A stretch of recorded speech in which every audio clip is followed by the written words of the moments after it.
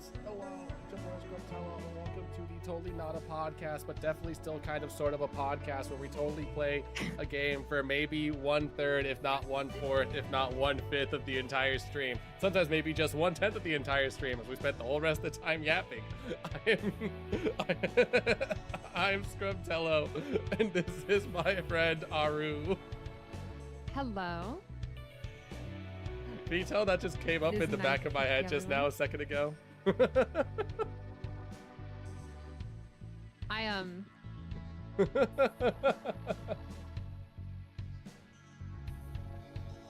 thought it was rehearsed. Oh yeah. Definitely reversed. Clearly by all the stumbling. Yeah. Totally was not just a funny thing that came to mind like an hour ago when I was randomly editing. VTuber speaks, stumbles. Comes out with facts somehow.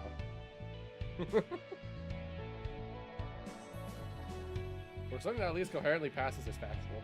You know, close enough.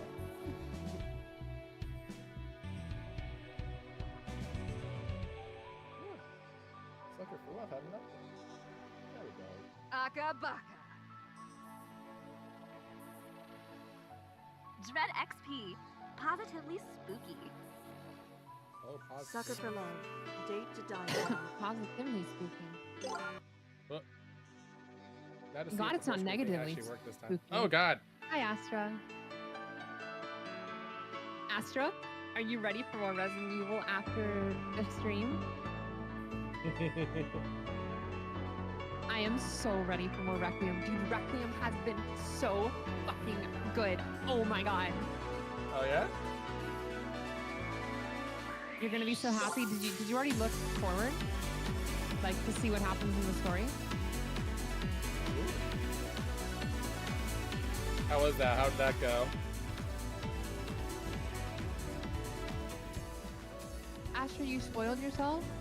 Aw, damn. I haven't fully spoiled myself on it, but I've seen the final fight, and I have seen a very specific fight, and that's all I've seen.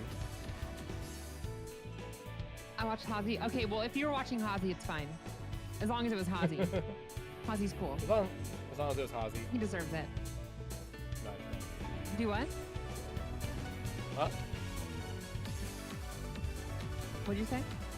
Oh, I've only seen the final fight, and I've only seen a very specific fight, and that was it. Dude, I don't know how far along you are in the game. What's gonna happen?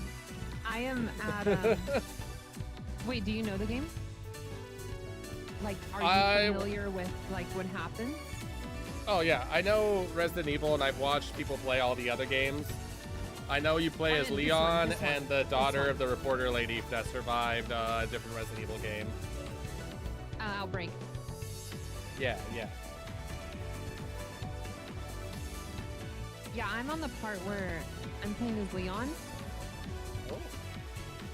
And I'm in a very specific place that's very important to the story as a whole.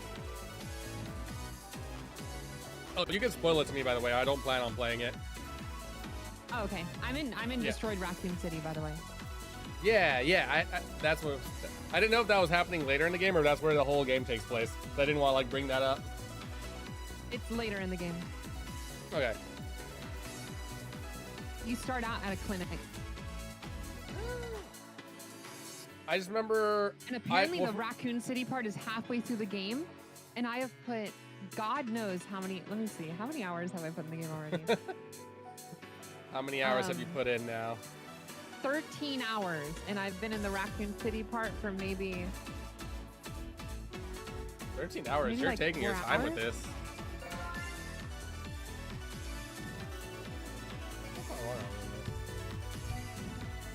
Holy shit, this is a long route. It's not like I'm taking my time. It's not like I'm going, oh yeah, let me just like take my time with this thing and chill here. And no, it's I'm scared fucking shitless and I can't press W.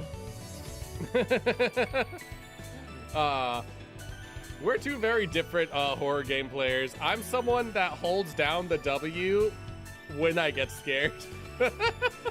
I'm just like, oh fuck, go, go, go, go, go, go, go, go. How do you hold down the W when your fear is the thing that will be in front of you? Listen, I didn't say it was a smart idea, and I didn't say I don't die often. I just say that's what I do.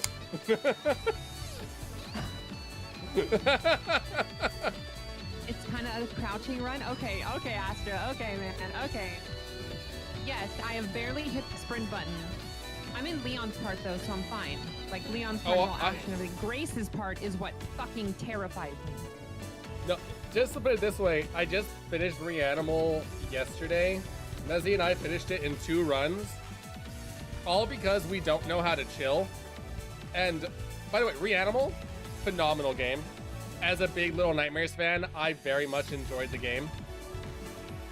Also, the game has no chill. Every time you think there's a break for a breather, a new thing happens, and you're always on the run, which has been honestly really enjoyable. Which really gets rid of a gripe that I had. If I were to play Reanimal, I wouldn't be scared of Reanimal. You wouldn't? No, it's 2D. Like the it's kind of like the side-scrolling kind of look to it. Yeah. I wouldn't be scared of that. I'm not scared of Leon's part because it's third person and it's actiony and like it's not about jump scares. But Grace, I'm playing first person in a very almost hyper-realistic looking game. It's terrifying. See, that kind of gives me the vibe Whenever of I like played Soma, I wasn't scared of Soma either. that gives me the vibe of like Phasmophobia or like Ghost Watchers. No, kind of like I'm not sneaking scared around. of Phasmophobia. They don't look good. Those games don't look good enough to scare me. I think Ghost Watchers looks better, or they make their monsters look a lot better. But yeah. I can agree that Phasmo's a bit on the goofy. Super Normal. Super Normal is a terrifying fucking game. Also, hi Shinra, my hater. Motherfucker ain't even running into danger. He's teching wave dashing and hoping for the best. Yeah. Listen here, you. That's honestly what Scrub would do. It is a tactic, and most cases than not, it works. You really want it to work and be untouchable, you have to Luigi wave dash. You can't Tekken wave dash. Now, see, funny of you to believe I actually know what I'm doing when I am quote-unquote teching and quote-unquote wave dashing. I am doing the special tactic, the secret skill known as button mash, and it just figures its own way out.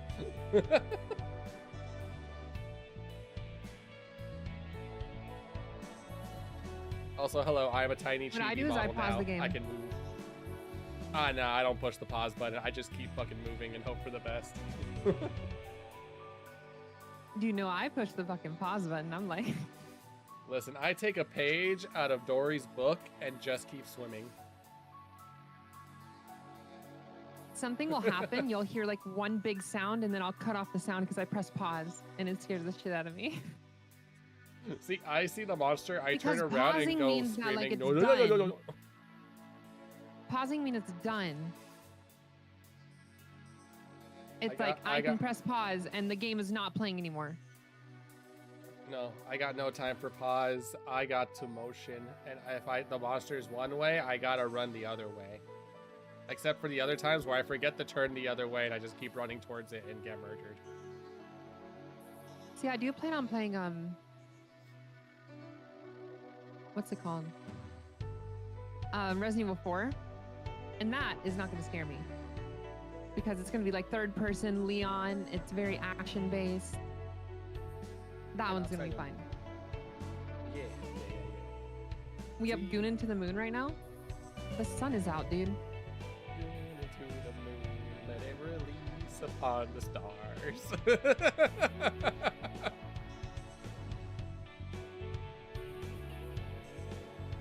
Hardest line of all time. He clenched his fists as if praying. This motherfucker, he mashed every button as if he was in prayer. Listen. If one button don't work, maybe the other one will. Not for me, pretty dark already. Yeah, but Stromboli lives in like the same state as me. The sun's out, bro. Go play Sun's outside. out, guns out. The sun's out, bro. Go to the park. Play outside. Get a round of hide and seek in.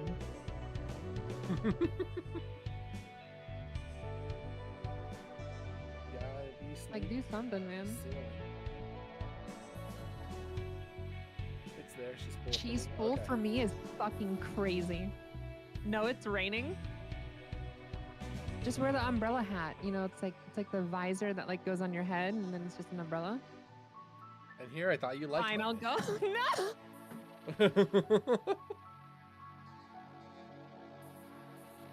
Is that my goat? TLDR, ow.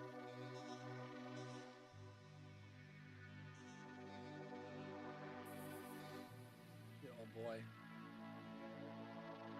Playing hide and seek with whole cock in hand. God damn it, Shinra. Who let you out of the kennel? Bro, Shinra. What the fuck? Shinra, back in your corner. In what universe would you need a rooster with you? The very same. Yeah, name. Is that Dante? Oh shit. That is Dante. That's Dante. I can recognize my Dante. husband. Is that Dante with Shinra? Oh, no, that's the emote. The emote is Dante. Mm-hmm. Dante Kurosaki. Ichigo Kurodante. When are we busting it down on some goop in Arc Raiders? When Arc Raiders changes its formula from not being an extraction shooter. From the mid-anime, we're not even going to talk about it. We're not even going to talk about it. You know there's a Today's better episode of Devil May Goop Cry Raiders. anime, by the way? It came out in like 2007. Ooh, I remember that one actually. I That's do remember pretty good. that one. It's kind of like Yeah. Monster of the Week for a bit, and then it actually picks up a story. I mean, is that not the first game also?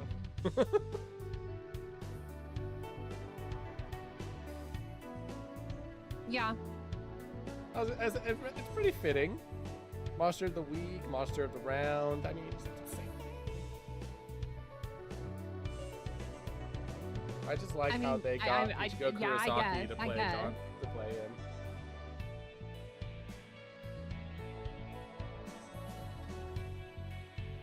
I mean, I guess. Haru saw we fell into a yap section, instantly pulls up the background music. Damn right. I was like, I need something to fill it so it's not just I silent. need some background music, man. Let's go. I just have my BGM up. It's fine. Otherwise, I will make Shankar okay, afraid girl. of How black you doing? people till the universe is heat death. What the fuck? What? Fuck? Huh?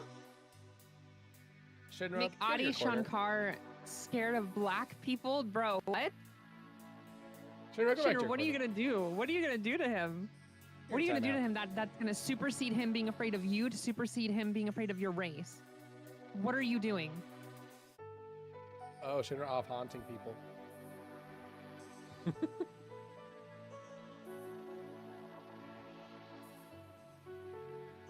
Go to music? Thank you. I try. It's literally just my favorites that I put on shuffle. Go back here with the huh? Oh, Cause how do you make Virgil lame?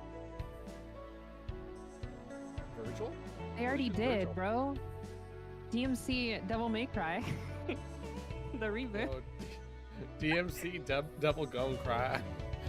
I'm not gonna lie. The reboot Virgil, he was hot, but he like, bro did like nothing. And then he was like, yeah, That- I'm betraying you. And it's like, what do you mean betraying me? How did you even help me? You did nothing. Virgil made Aru cry.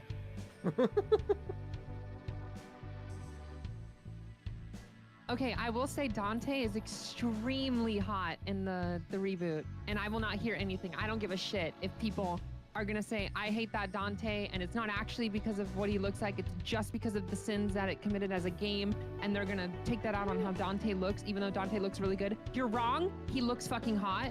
I don't care. I just can't unsee Ichigo Kurosaki just sick of everyone's shit at that point. Like something snapped and he just lost it at the end and became a white-haired Devil May Cry character.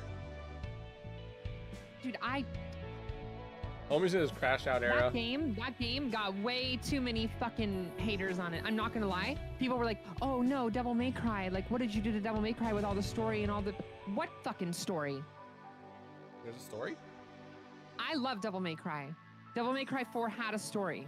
You are right. You are correct. Because they had to bring Nero in there for it to actually get it interesting again. Because they had no story in 1 and 2. It was basically, dude, you're the son of Sparta. Oh my God, who the fuck is Sparta? I don't know. Anyway, I'm Mundus, and then you kill him. Like, that's the first game. The second game is, dude, I have a gun. That's it. It's Monster of the Week, the game, up until 4. And then 3 is the one where it's like, oh, we'll actually have like we'll have this whole story that's based on Dante to Virgil and like what the rivalry looks like and why they do what they do and why they act the way they act, where they sit like, in the world. It's like, whoa, and like dude, that makes sense. our It's like, Resident oh, Evil DMC3 4 had idea. story. It's like, whoa, dude, our Resident Evil 4 side project story kind of blew off to a 4th game. Maybe we should give it an actual story now. Yeah, and then like the 3rd game had like its own story with the 2 characters that have been in it since the beginning, basically. Yep. And then, well, I guess Virgil was like only in the series, like sorta, but he wasn't like super present in the series yet. And then 3 was like, let's explain it, and then let's explain the only bit of lore that actually exists. And then they were like, we ran out of lore. Let's just make up a character called Nero. Yeah. No, Now it's going to be all about Nero, and Dante's going to be secondary. We have white-haired Ichigo, then we have dark-haired Ichigo with a cane. Because that's Nero, right? Nero is the one with the cane, or is that someone else I'm thinking? That's V. Ah, V's in wrong. 5. Okay. Get it? Because V. Roman numeral. Roman numeral. We're not in We already Rome. have Silly Ichigo sick of numbers. everyone's shit. His name is Nero. Yeah. That's true. Because Nero is voiced by JYB. Oh, is he voiced by that guy? Yes, he's voiced by JYB. So they just took the guy who's Nero's playing another character and actually decided, voiced yo, by- you should be Dante this time. Homeboy came in and said, Yes, hey, it's my actually, turn yes. to play And Dante. with Adi Shankar's thing, Dante is voiced by the voice of Nero in the games. Okay, you know what should be done now? We should have the original voice for Dante come in and play Nero in the anime. I'm going to ruin it for you. He's designed after the director of the game. I don't care. How did that ruin it for me? He still looks hot, bro. He still looked hot. I don't see the problem here, my dude. He's not a good character, but he's just hot. The game where Virgil canonically fucks? Exactly. Number 4. Oh. DMC 4 is when Virgil canonically fucks. Right, because Nero's his kid, right? Nero is his kid, and in the Virgil DLC, you play as Virgil going to that city, like, what was it, 20 years earlier? And that's the city that he goes into, and he goes, cool, I'm gonna fuck this woman, and then leaves. And then Nero's born, and then 20 years goes by. I know, Kamikaze, I'm a small now. I'm a little Scrub guy. Scrub's a little I'm a little cutie now. guy. I'm a hat up upon Aru's head. I am now the tall by sitting upon the Aru's head. No longer small, now A tall. white hair Ichigo, Adi Shankar, when I find you. I don't know, man. DMC is like a good series overall. I think DMC Devil May Cry got way too much hate. I don't think the story is the most creative thing in the world, but it's definitely Look at the source material. it's a product of its time. Yeah. Because that was like 2012 or 2013, sometime I around thought it there, was when earlier. like all the stories were doing that shit. I could have sworn it was earlier in the 20s. DMC Devil May Cry? 2000s. Yeah. I thought it was further back than that. No.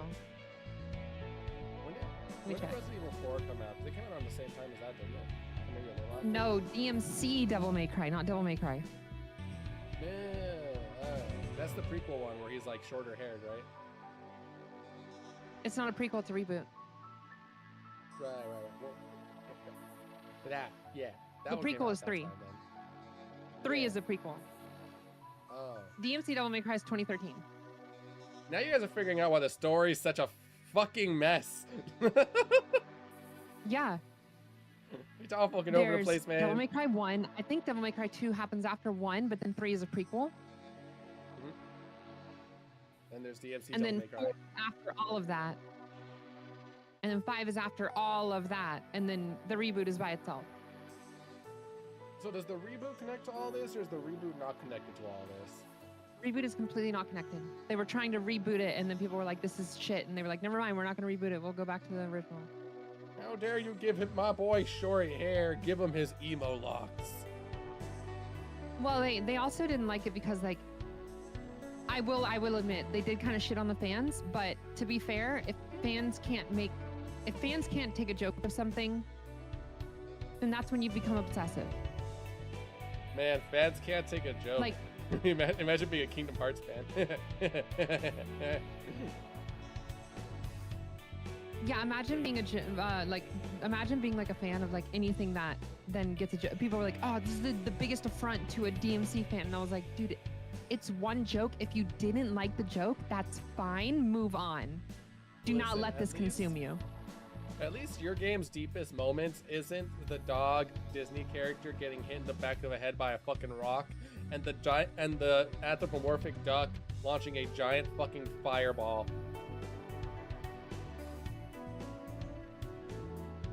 I think him being the director is scenes of Kingdom self-insert is Hearts. cringe, but that's just me. I get it.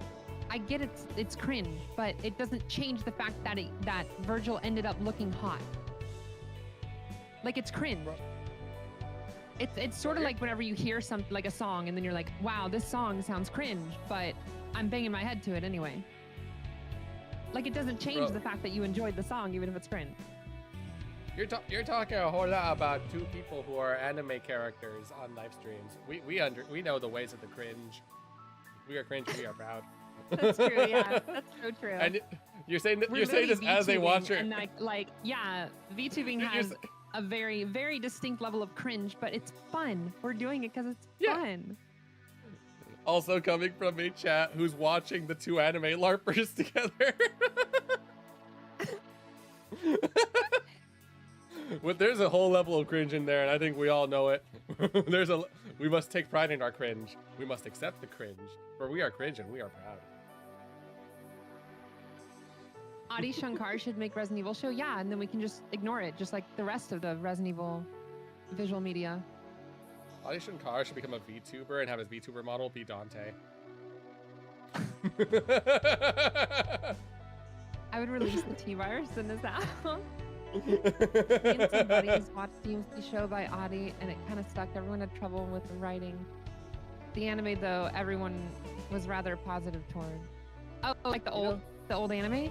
Yeah, because the old anime had charm to it. Even I can sit here and talk about that old anime and why it's a problem, like why it's not specifically good. But I still enjoyed it. There's so much charm to it that even if it's not good, you can tell it was made like without trying to push a separate narrative other than Devil May Cry. Like literally looking at it and being like, we like Devil May Cry, that's why we made this show. Sometimes I sit here thinking, where's my Tony the Tiger VTuber at? Where is he gone? Bring back my boy. Not in a million years. Yeah.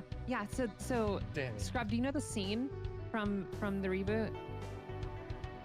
The one where he got the Dante hair and he looked at himself in the mirror, he said, no, never happening. Yeah, it was like a mop that like landed on his head and landed exactly precariously into Dante's like old hairstyle, and he said, not in a million And years. everyone got so mad. They were like, oh, why you're doing that? You're making fun of your fan base. Oh no. Yeah, I remember this. Imagine being a VTuber. I can't fucking imagine. That sounds like cringe. That sounds so stupid. Who would do that? I know, right? That's so cringe, right, guys? Yeah, totally. Yeah, VTuber. Yeah. When this creature said, I'm gonna make a BlazBlue Netflix series, I've never seen red so fast. I mean, the thing about BlazBlue as well is like, BlazBlue, oh god. That would be an interesting anime. That would be a very interesting BlazBlue already anime. has an anime. BlazBlue? Yes, it already has an anime. They do? Yes, it does. I think it's called like Alter Memory or something. Let me look. There is an anime. Ah, I've only ever played 3. BlazBlue. Yeah, Alter Memory. I have not seen it. I have not seen it. Imagine being a Bleach fan. I'll just go. Yo, someone needs to become an Ichigo VTuber so he can talk to Seto Kaiba VTuber, and then they can work together to fight the ultimate evil known as the Tony the Tiger VTuber. BlazBlue already has an anime. It's called The Video Games because they're really cool visual novels that come with a fighting game attached to it. Yeah, it's actually a pretty fun fighting game too. I remember playing Izayoi a lot. It's my favorite 2D fighting game. BlazBlue is my favorite 2D fighting game series. Nice. Like hands down.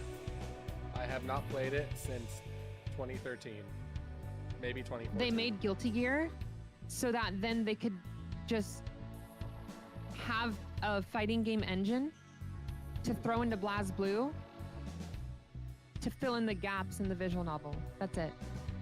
I remember Terrorby being a lot of fun to play also. Remember what? I was just saying, I liked playing Izayoi, and then Terrorby was a lot of fun to play with as well. Cosmo was fun too. Terumi is so fucking fun.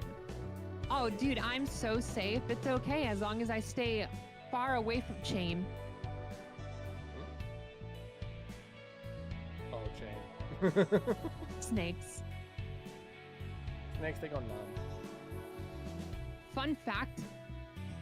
Did you know snakes are long? Fucking flings it at you.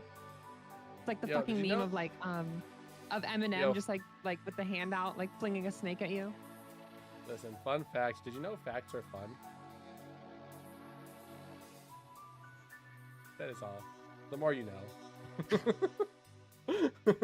Adi Shankar during an interview. If I knew DMC had a story, I would have just done Street Fighter, bro. Okay. I'm gonna play devil's advocate. I'm not gonna play one side or the other. In his defense, as we just said, DMC's story is kind of all over the place and almost non-existent in a couple of the games. That it really makes you wonder.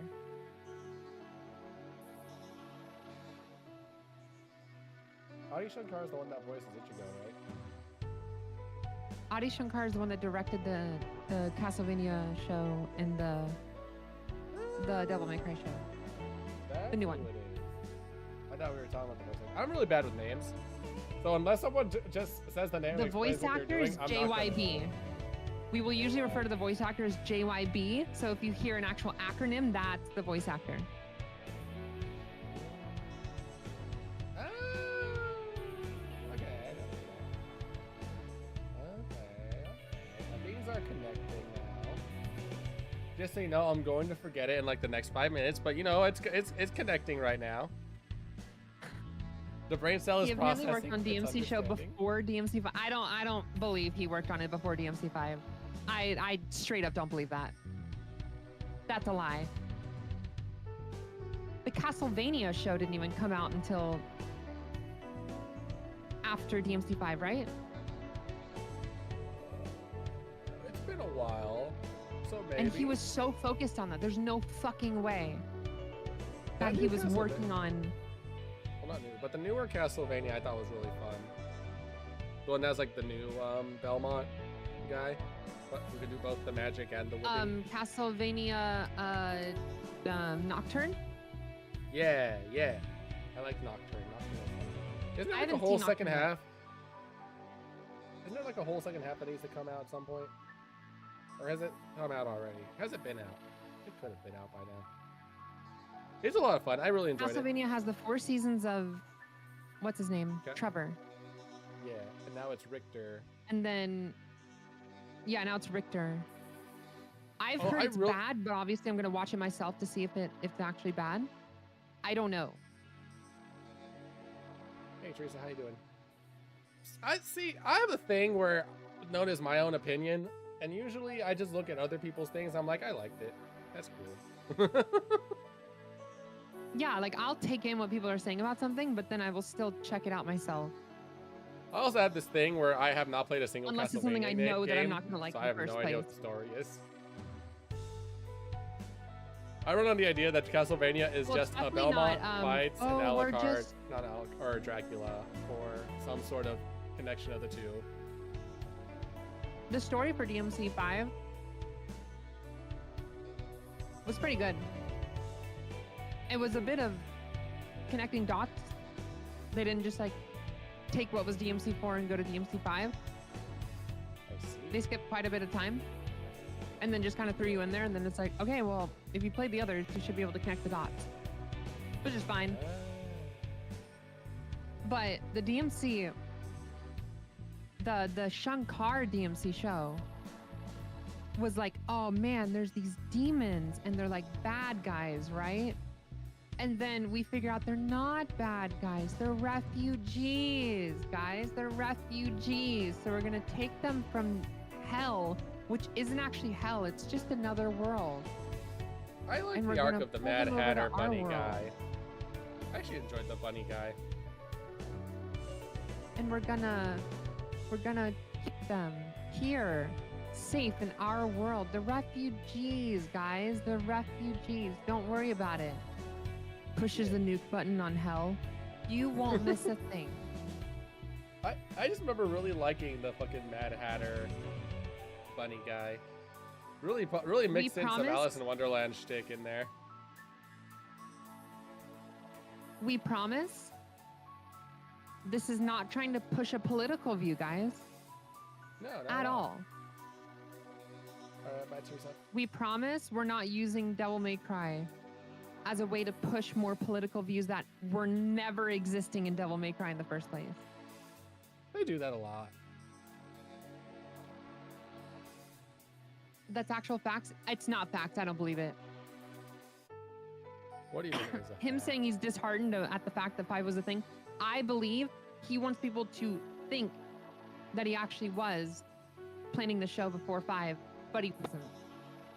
He wants people to think he was the egg when he was in fact the fucking chicken. Yo, fried chicken would be bomb right now. Hi, Kazik. Welcome in. We're talking about Devil May Cry 5. Well, Devil May Yeah. Cry overall. And the animated series and the other Devil May Cries and yeah. I started playing DMC 5 with Astra because I will play DMC 5 with literally anyone because I love that game. It's so good. And then Astra was like, I have that game, and I was like, then we're playing it. How's your Armored Core run going, by the way? Because you're doing like 3 runs now, aren't you?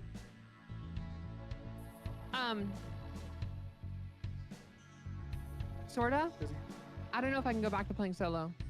I'm gonna be real. Oh yeah. You learned the joys co-op of is just too co-op. fun.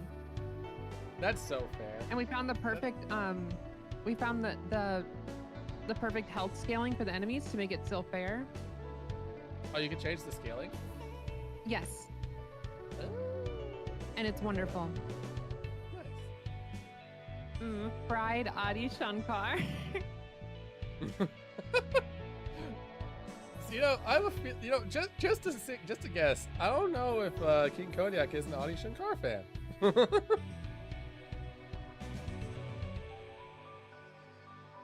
I think he is. Oh, I'll you're remember that. making the voices. The voices is a good movie. I like the voices. What else has this guy made that I have actually seen? Not much else. The only other thing I watched that he made was the voices. I remember liking the voices.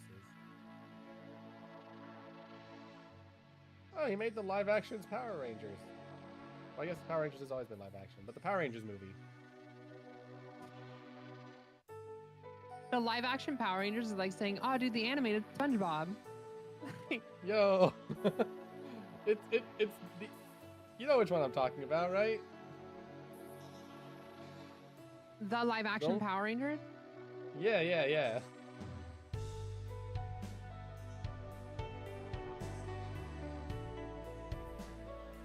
Yeah. That narrows it down just as much as saying, yeah, you know the Resident Evil game with the gun? The not Fox Kids one, the other one. Or was this one? Oh, this is it. No, I don't know what this is. Power Rangers, released in 2015, had the OG cast, but at the same time, is not that dark and gritty one, because everyone that they still have the regular Power Rangers out there. What the fuck is this? Don't call me a Shankar fan. I'd rather you just call me. Was it just a mini film? Maybe it was a mini film. This is interesting. No, dude, yeah. It's like that Sonic game that has the blue hedgehog in it. You know which one I'm talking about? I like the one with the other Sonic the Hedgehog. Yeah, Soink the Hedgehog. Yeah, I like Soink.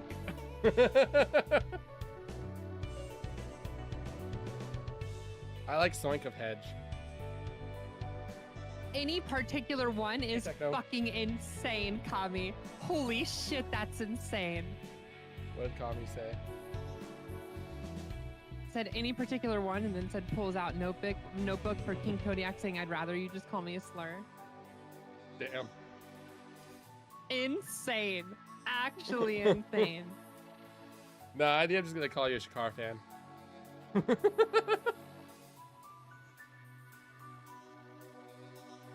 Oh my god. Oh my god. I can't. Okay. It's like an actual. Who here is good with 15-minute, horror like- games, by the way? I'm pretty good. Yeah. I wouldn't say much about my Oh my God. survival instinct, but you know, I beat them. I was like, we just talked about you running into the evil. Hey, you'll be Oh my God, the surprised how well monster, that W. tactic works sometimes. Sometimes it's just a good juke away and the thing misses you and you can get pretty far ahead of it afterwards. Okay, Never so underestimate the power of a good juke. have you seen that meme of the dude who's, I don't know what game he's playing, but he's playing like a horror game and he's like sneaking up and there's this like creature there and he's like, they're blind, and he's streaming and then someone redeems a fucking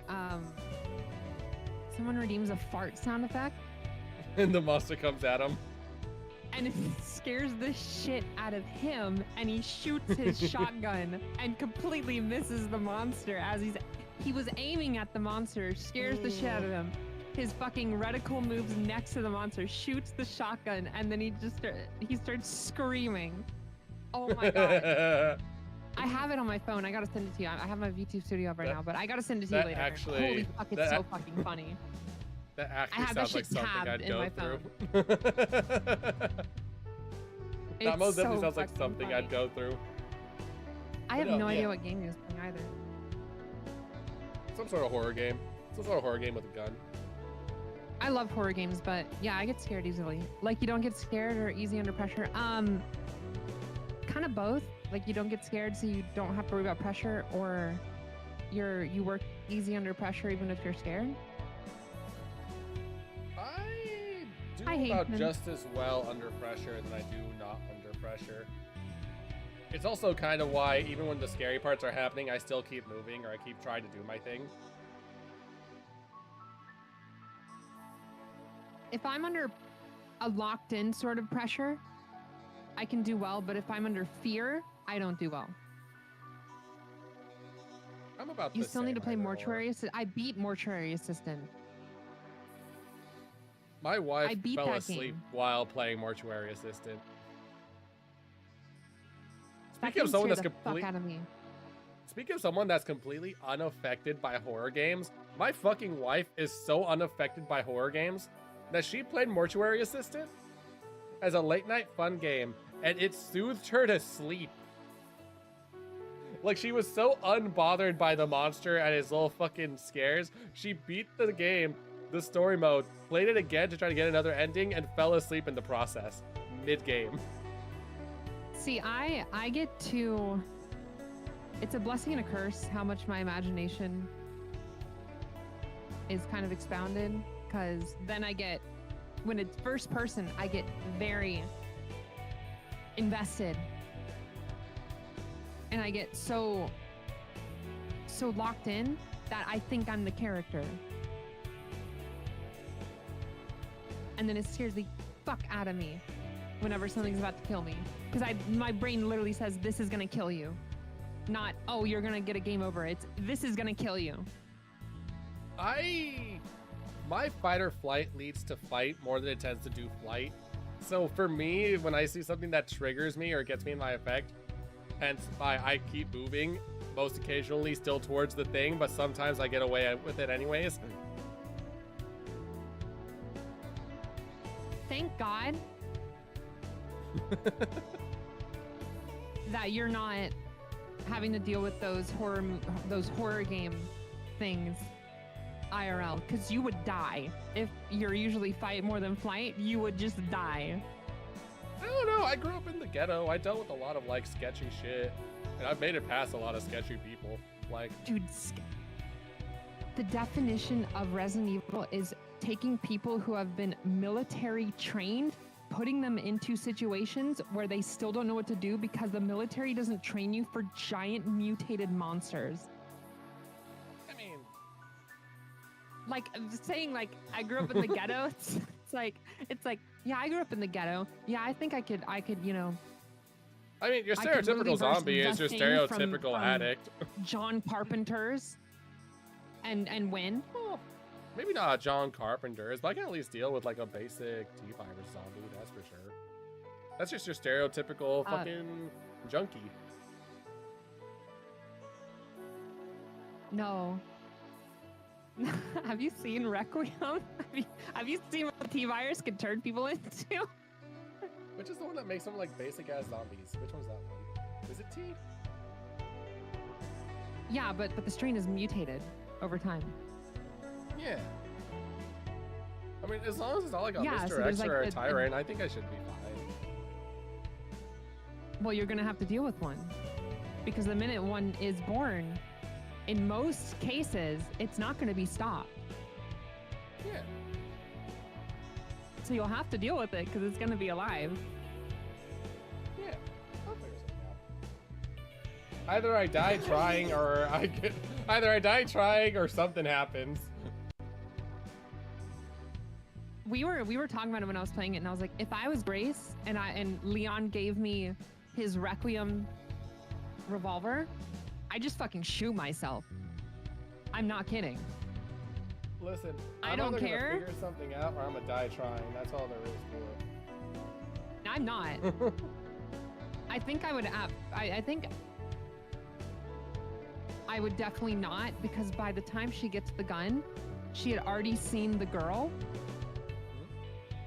So I would just, I just shoot myself. I'd be like, oh, thanks, Leon. It's got one bullet. Perfect. That's me.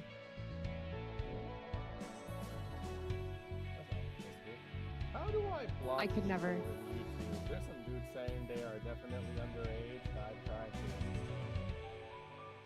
I just removed the comment. I have no idea. Is it hide user on this channel? Is that how I do it? Probably. How to ban on... I don't stream on YouTube. I stream on both, and every now and again I get the occasional. I'm pretty sure is a bot, but I'm definitely not sure. That's a browser extension. How do I just? There we go. Sorry, guys. My audio's been fucking up recently. I don't know why. I'm gonna restart my computer after this stream. The minute that zombie turns into a crimson head, you're shitting yourself. Dude, I'm not shitting myself. I'm shooting myself. You got it wrong. I'm shooting myself. Motherfucker said a victim of fentanyl is equal to a zombie with a chainsaw in hand. I know. Yeah. Listen. SCP contained breach made me shiver. Outlast wouldn't do that to me at all. It's a game where you're gonna die either way. At least I'm gonna try my best. I got bored of Outlast. I got bored of Outlast because it kept just being like, okay, so then you're gonna go to this next part, and then this one crazy person is gonna give you chase sequences that you're gonna have to sneak past, and then you're gonna go to this next part, and this one crazy person is gonna give you chase sequences that you have to sneak past, and then you're gonna go to the next part, and I was like, dude, I'm bored. I'm just bored. Indomitable human spirit art. That's me. That's me, man. That's me. For If me, I'm about it's to just a die, I matter will of point the like, gun at my temple, hug myself as near Zed, and pull the trigger so both of us die in rest. No, this isn't Killing Floor. Killing Floor isn't scary. You don't need to worry about Zeds.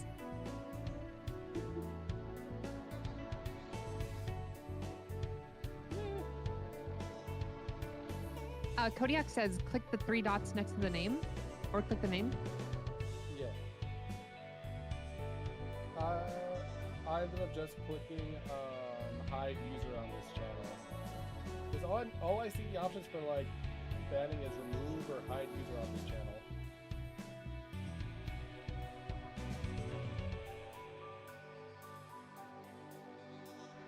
Yeah, I think it's definitely hide then. That's a weird way to name it though.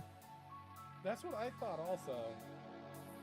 Like, not just like Twitch just has like, oh, ban or kick or something. Yeah. It's weird. Aru gets the revolver, and it's just like in Red Bull's hiring process, she gets every chamber empty. Yeah.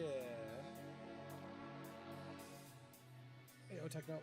Well, Leon gives you 1 bullet, and the theory is that Leon gave you that bullet in that gun. It's a theory. Astra actually talked about it. I think it was either Astra or Hazi talked about it, and then I Googled it, and like people are actually saying the same thing. There's a theory You that shoot yourself? he gives you that in case you want to off yourself. Because that Requiem shoots. So there are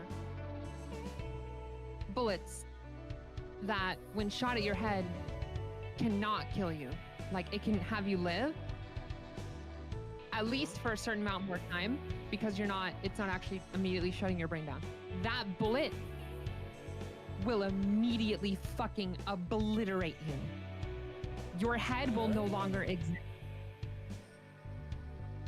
I see. What did I talk about? Astra, do you remember when we were talking about Leon giving you the Magnum with the 1 bullet in it? And it was like, oh, well, that could be for shooting yourself. I don't know if it was you who said that or Hazi who said it. Was one of you guys said that when we were talking about it while I was playing the game. And then I was like, yeah, that's a good point. And then I looked it up later, and like there are multiple people talking about that, being like, guys, is this why Leon gave her the gun? But other people, like what I brought in was other people agreed with my side, where it's like, I don't think Leon would do that. I personally was like, that's a good theory, but I don't think Leon would do that, because Leon went through all that shit just to, save Claire in 2, and then went through all that shit just to save Ashley in 4. I don't think he would just be someone who's like, here, in case you give up. Now, I think it's really weird that he only gave you 1 bullet, but... Because he uses it and then gives it to you. So I think it was just he'd been using it up to that point, and all he had left was 1 bullet. And so he was like, well, this bullet can literally penetrate through like 5 fucking zombies at a time. So hopefully, if you ever need to use it, it's right here. So this is from that, because that's definitely, I saw a meme that definitely, I'm thinking is connected to this, saying that like this is what Leon gives you when he tells you to protect yourself. And he gives you like this fancy ass looking Magnum. Yeah, it's called the Requiem. Yeah. And it's essentially your lifeline, because when you're Grace, and there's these 2 different monsters that are like huge mutated monsters. One's called the Girl. I don't remember what the other one's called. You can kill the other one, but the way you kill it is you have to craft these injectors that basically over mutate the T virus and essentially make it kill itself. But you have to craft 3 of them and use 3 of them on the back of that monster. So before you even do that, the only thing that can protect you from those monsters when they find you and when they're coming after you is the Requiem's bullets. They are heavy and hard-hitting enough to stun the monster every time you shoot them. Oh, that's cool. So that the Requiem is basically your lifeline. You use all your other weapons for every other monster. You keep that Requiem in case something fucks up or goes wrong. You can shoot whatever is in front of you and either immediately kill it or stun it. It kind of reminds me of like the multiple knives in I think it was 2, where if something grabs you, you can use a knife. You can use a knife to like save yourself from it. Yeah. Yeah.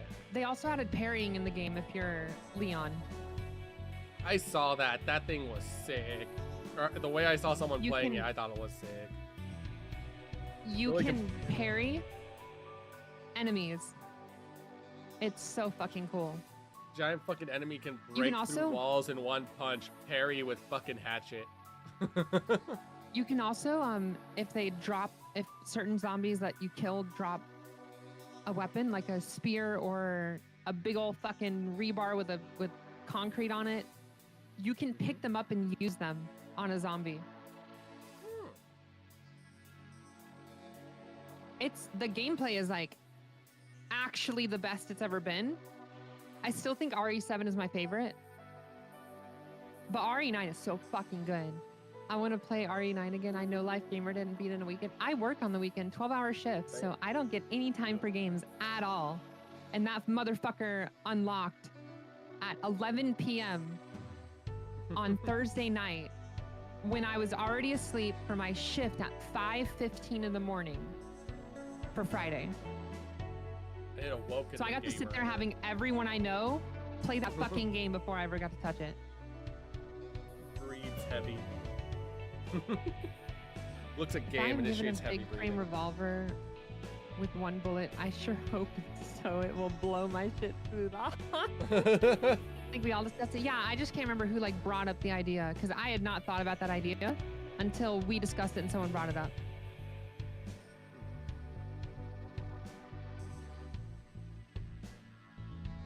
Yeah, no, so I've been playing it. I'm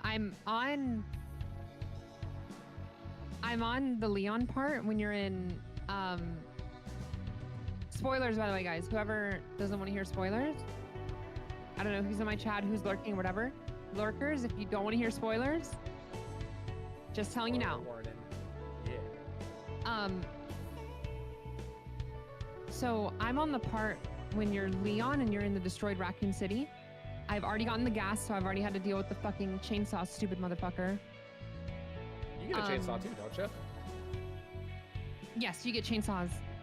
The first chainsaw you get, they literally go, oh yeah, now waste the chainsaw opening this door after the one room you get it in. And they're like, okay, cool. Now you know there's a chainsaw in this game. You won't see it again for another like 10 hours. Son of a bitch. So I got to that part. Dude, yesterday I really wanted to play it, but I was getting so fucking tired. It's because I've been fucking up my sleep schedule playing this game. And I literally was Always like, when I was forgotten going what to sleep bed, was. I was so dizzy when I was trying to sleep last night. I think my body was literally like, we cannot take any more. We have to rest because I'm no longer dizzy. But when I was trying to get into bed, like I was literally dizzy.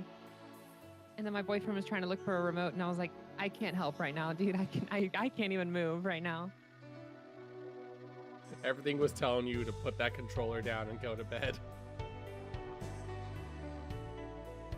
And you're sitting there like, no, 5 more minutes. 5 more minutes, please. I kept, yeah, I was like, literally my eyes were like trying to shut and I was like, no, I want to play more Leon. I didn't get to play a whole lot. I didn't get to play, I got to play like an hour. I was like, I want to You play see, more. my boy. I want to play more. One more big game. You're close? I'm close? Close to Dude, what? that's The end crazy. or How would you other know? parts? How would you know if I'm close? Like, kind of personal, man. Like, whoa, bro. Like, I promise you, damn. not right now. Yesterday, on the other My body hand, told though, me that and I said, yeah. suck it up. Played till 5 a.m. Bruh, Your body told you that? I haven't had that happen to me with a game since. Well, no, I do every now and again when I play Helldivers on occasion when I'm playing. Because right now, my Saturday nights have been me playing Space Marines 2 with Mezzy and Day. And that's been fun. I've been enjoying that. I haven't really had a game that like pushes me to go on a full night bender though.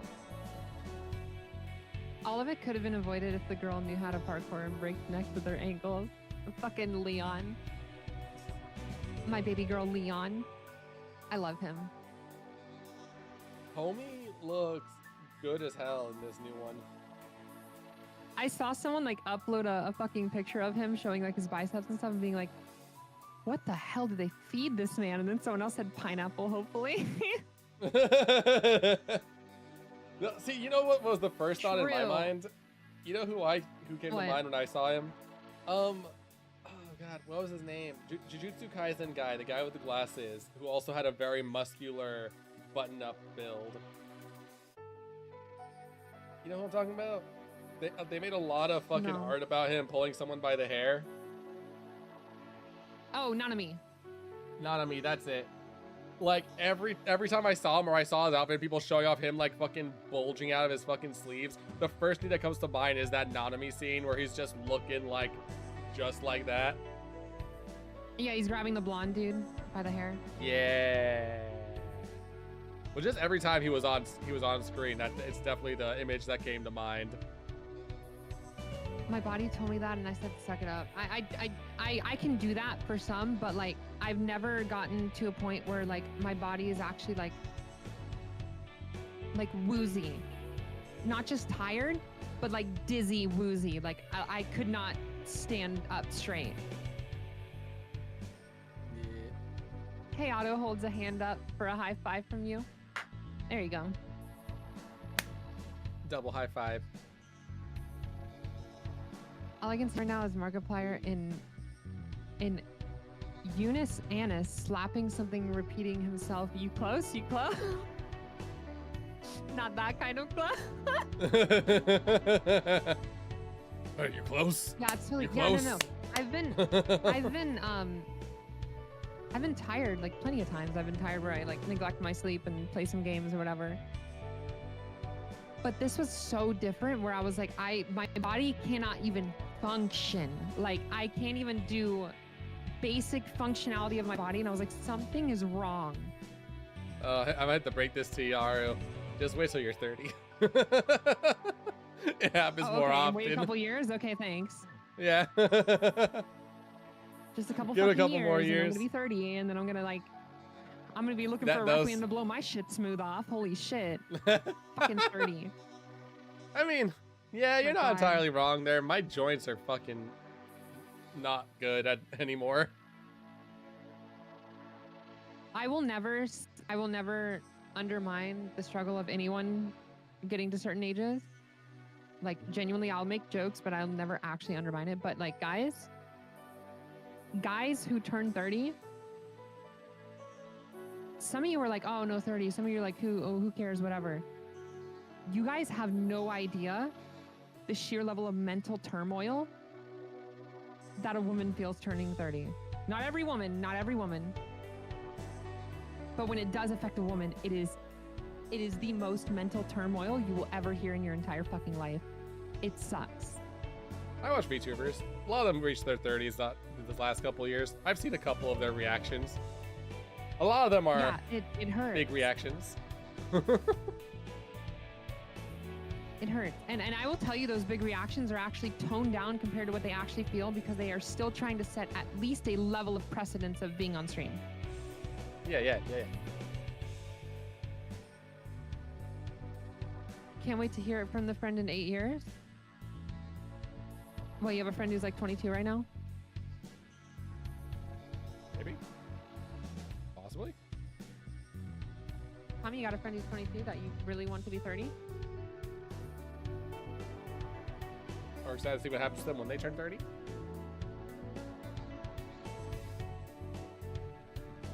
I also want to say thank you guys for being patient about hearing this music. If you guys have a problem with the music, the door is right there. The back button is right there. The Twitch homepage is right there. Just leave. Because I'm not changing it. I also don't take song requests. It will be my playlist. Just want to say that because I know I just added this feature of like having the music there. Okay, but hear me out. Crazy Frog. There should be music playing. You guys said you heard it yesterday. You guys not hear it today? I I hate when I do literally fucking nothing. I literally do nothing, and my audio changes. Oh. Oh wait, are you using the what's it called? Not the Discord, the application audio capture? I'm using a third-party one because the first-party one doesn't work for Cider. Oh, okay. I was gonna say, because application audio capture, you have to reconnect it every single time you reopen OBS, which is the thing I've had to keep up with every time I use it. Wait, really? Yes. Let me check that. It doesn't always do that, but like for Discord, I have it set up like that for Discord. And because of that, every time I open OBS, I have to re-click my audio settings on the Discord one to reconnect it to where I'm at for it to actually work.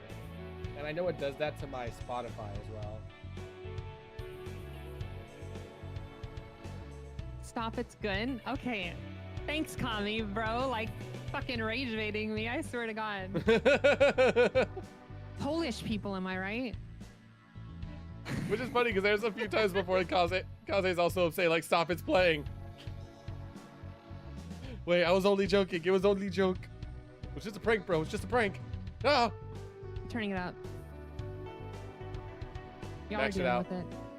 Break their headphones. Make it to where Someone all they has to, hear that's is true, the 'cause background H-Code music. isn't here anymore. Oh.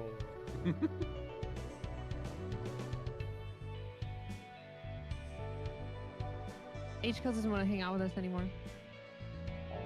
Okay, Song please request, go Soul for it. Bad Guys theme, but it's Metal Pipes, please.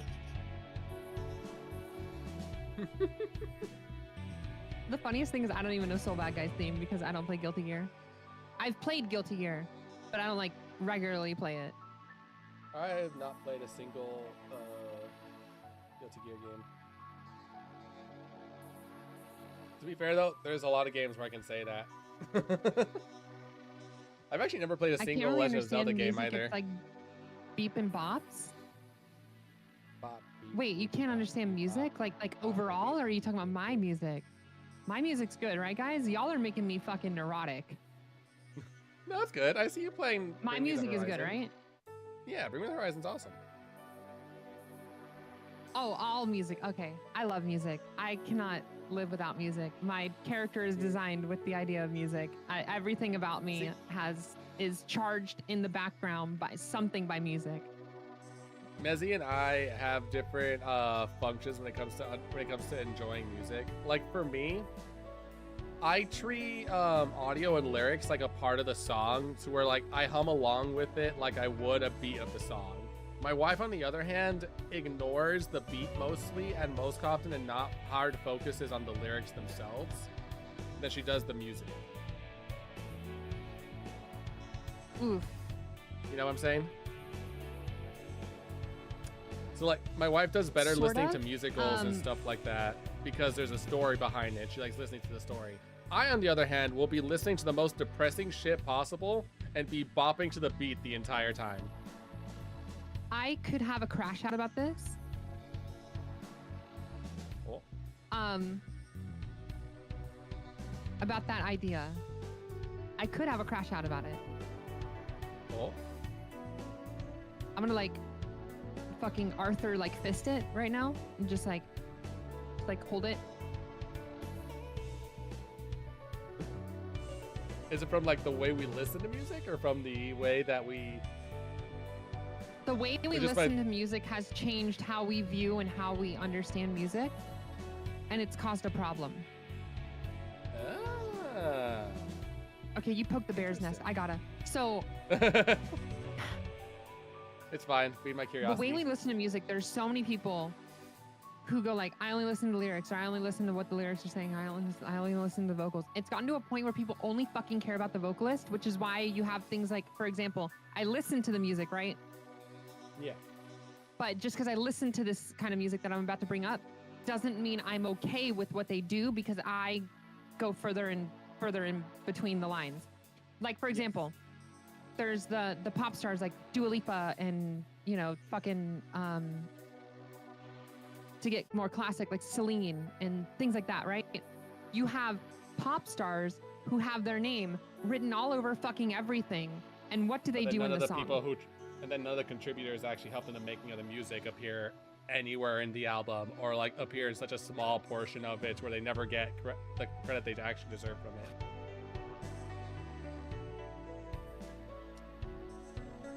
Hold on, my audio. Oh, there it is. Okay, it fixed. It fixed before it fixed before I gave it a requiem. I was gonna say, I feel like I just heard a yell that cut off in the last second. So my biggest issue is that we've done it where like the names are plastered all over everything of the one who's singing it. Did you guys know? You probably did, and I'm gonna say it anyway, for the sake of timing and the sake of theatrics. Did you guys know that the lyrics themselves are usually never fucking written by the actual person singing it? Not always, yeah, because like in my example of it that I know is from Panic at the Disco. Panic at the Disco is well known for having the guy who sings it and then the guy who writes it. And then when the guy left Panic at the Disco, you could tell there was a huge change in the music right after. So that happens with almost, I would go out on a limb and say 95% of pop artists. The reason I'm using pop isn't because pop's the only one who does it. Don't get me wrong. The reason I'm using pop is because it's pop, and pop means popular. So we're talking about the popular consensus. That's why I'm using it but this happens all the time in everything, in fucking metal, probably even jazz and blues. Like, it happens in everything. My comparatives fall more heavily on the alternative scene. That's just because that's what I listen to. Actually, funny you say that, Lucky Blue. It's called ghostwriting whenever, or being a ghostwriter, whenever you write something that someone else is then performing. That's called ghostwriting.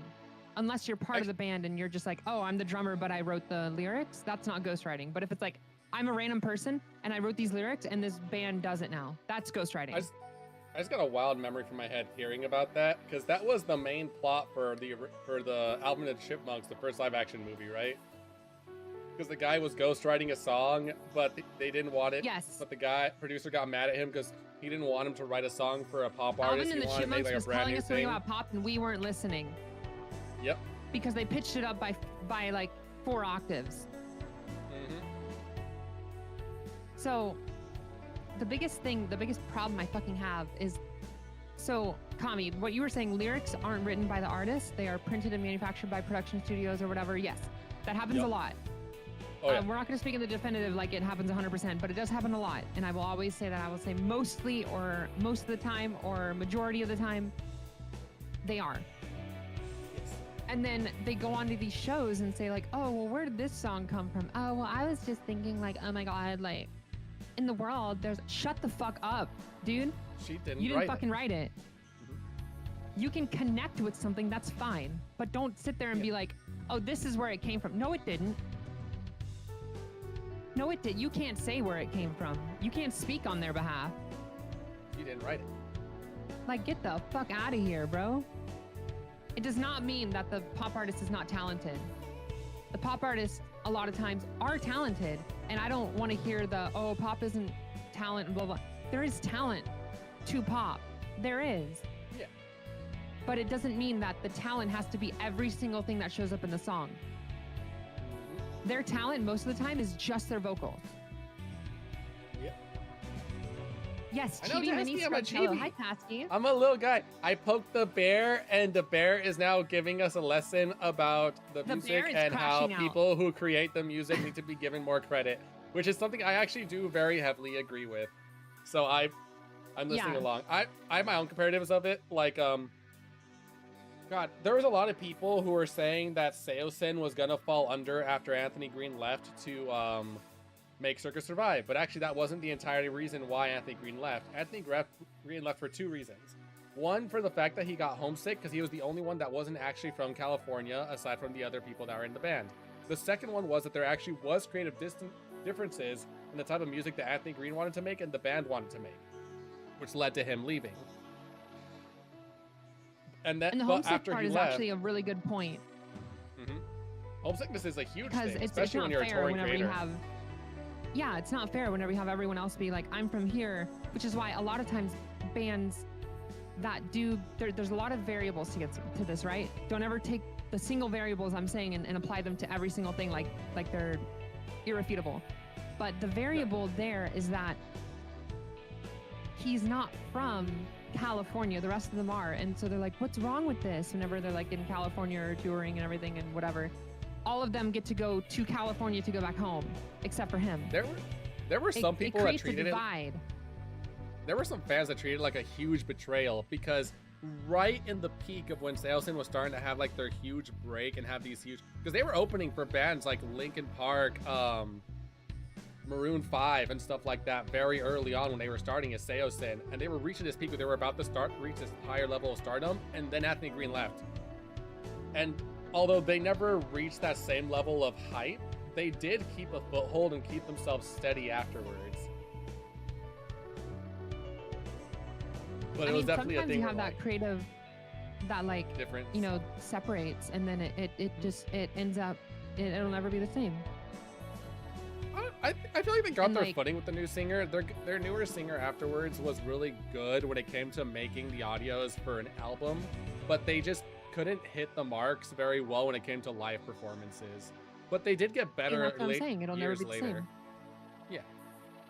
It'll never be the same. Mm-hmm.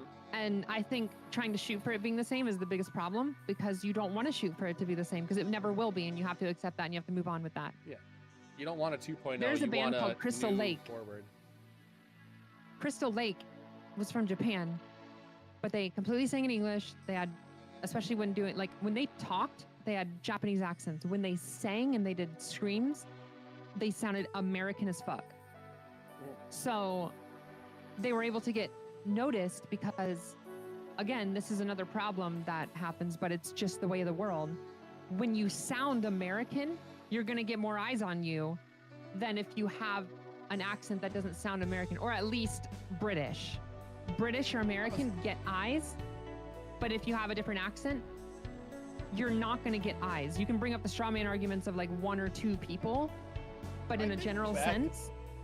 I think back then it was a bigger situation. I think currently it might be something that can be hitting a lot better due to like creators like Otto and others like that are giving a much higher hype to different dialects and music, but it's a very new thing that hasn't exactly reached. That's still a niche thing. Even Otto is considered niche when we're considering pop.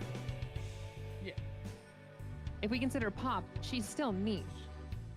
But the thing is, like, the Otto has a huge following, a huge cult following. Yeah. But when it comes to the other one, the bigger ones that are all like, they don't have to be American or from the UK, but they sound like they are. And that is what'll get people.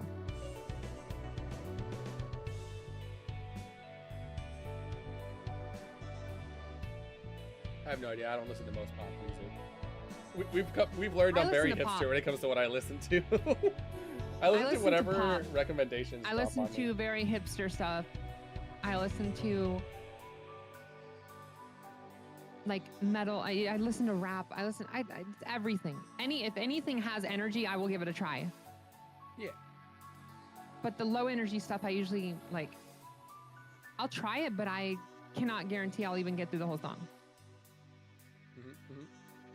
It's just how I am. There's very few that can actually get through a whole song that are low energy.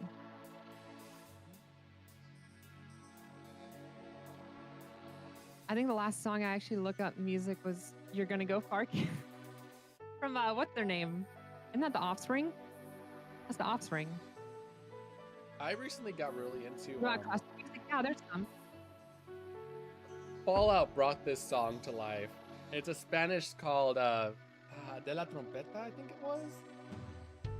Something about the song really fucking like got me really excited to want to sing it though. But it got a lot of hype because it was played in the Fallout second season. I still haven't watched season 2 of Fallout, but I really should. I haven't even seen season 1.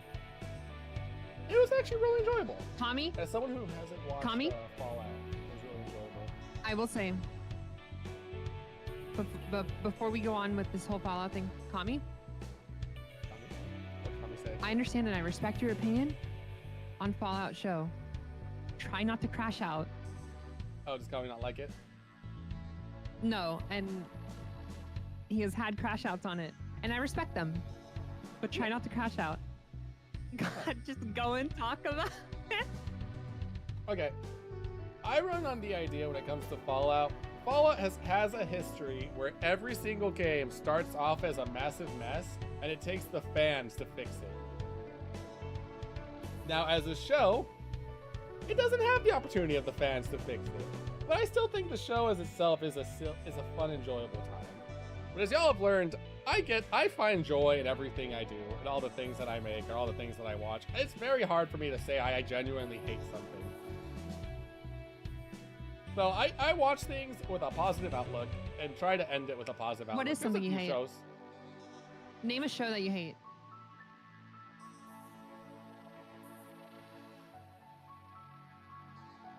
I don't think I Look at that have little one. guy.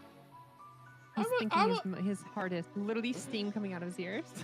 I'm like, what's a show I hated? But I don't know. Oh, Balada Triste de Trompeta by Rafael is the song I was thinking about.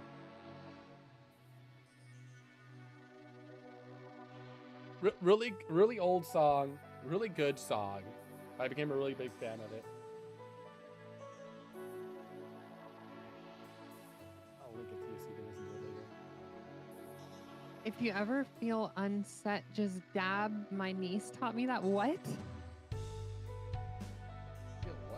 You heard that Japan recently said fuck censorship, and one of the people behind it is legendary mangaka Ken Akamatsu. Oh yeah, love Hina. Oh my, of course, love Hina mangaka. Their bill is basically telling the parents to do their fucking jobs and teaching their kids about the dangers of the internet, as they are all about freedom of expression and freedom of speech in Japan, which is an awesome thing to hear.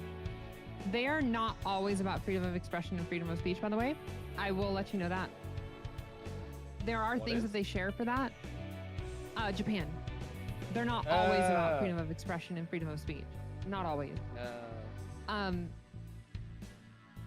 Also, Ken Akamatsu is the mastermind behind many of the anime / manga subgenres that we know and love.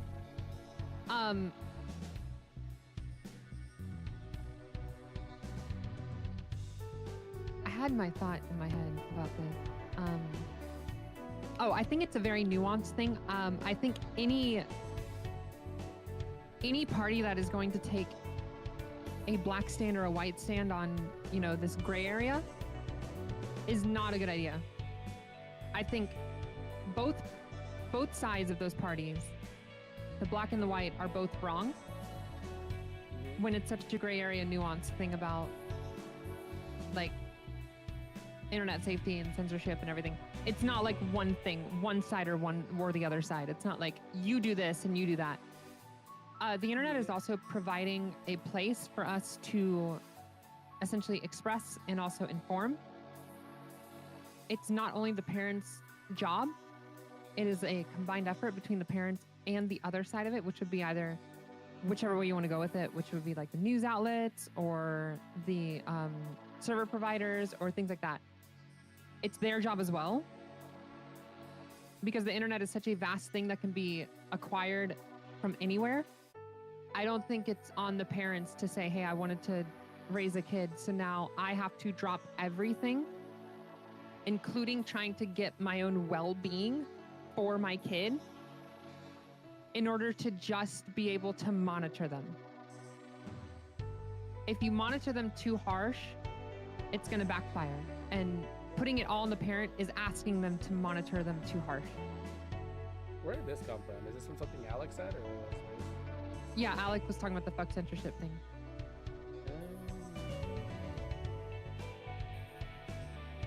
That's all I wanted to say on that part, because that's slippery slope.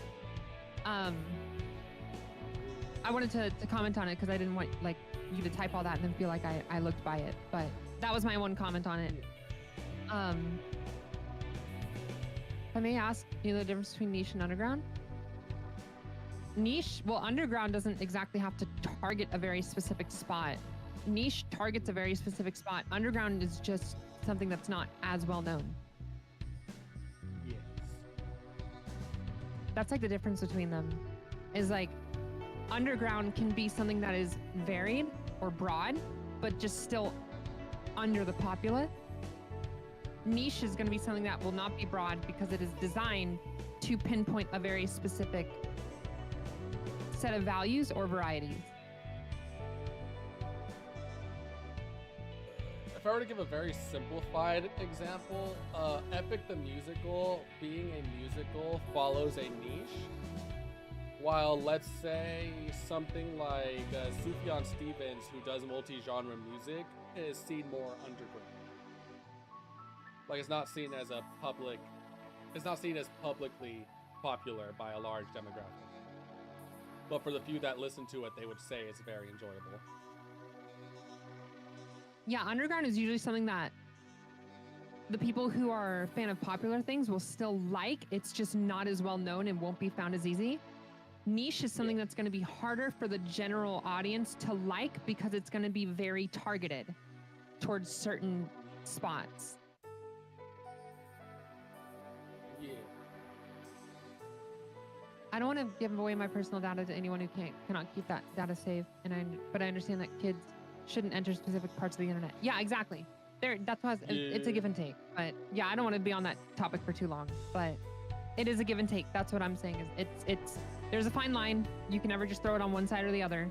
You have to balance it out. That's also a thing that should fall more heavily under, parental discretion. You know what I mean?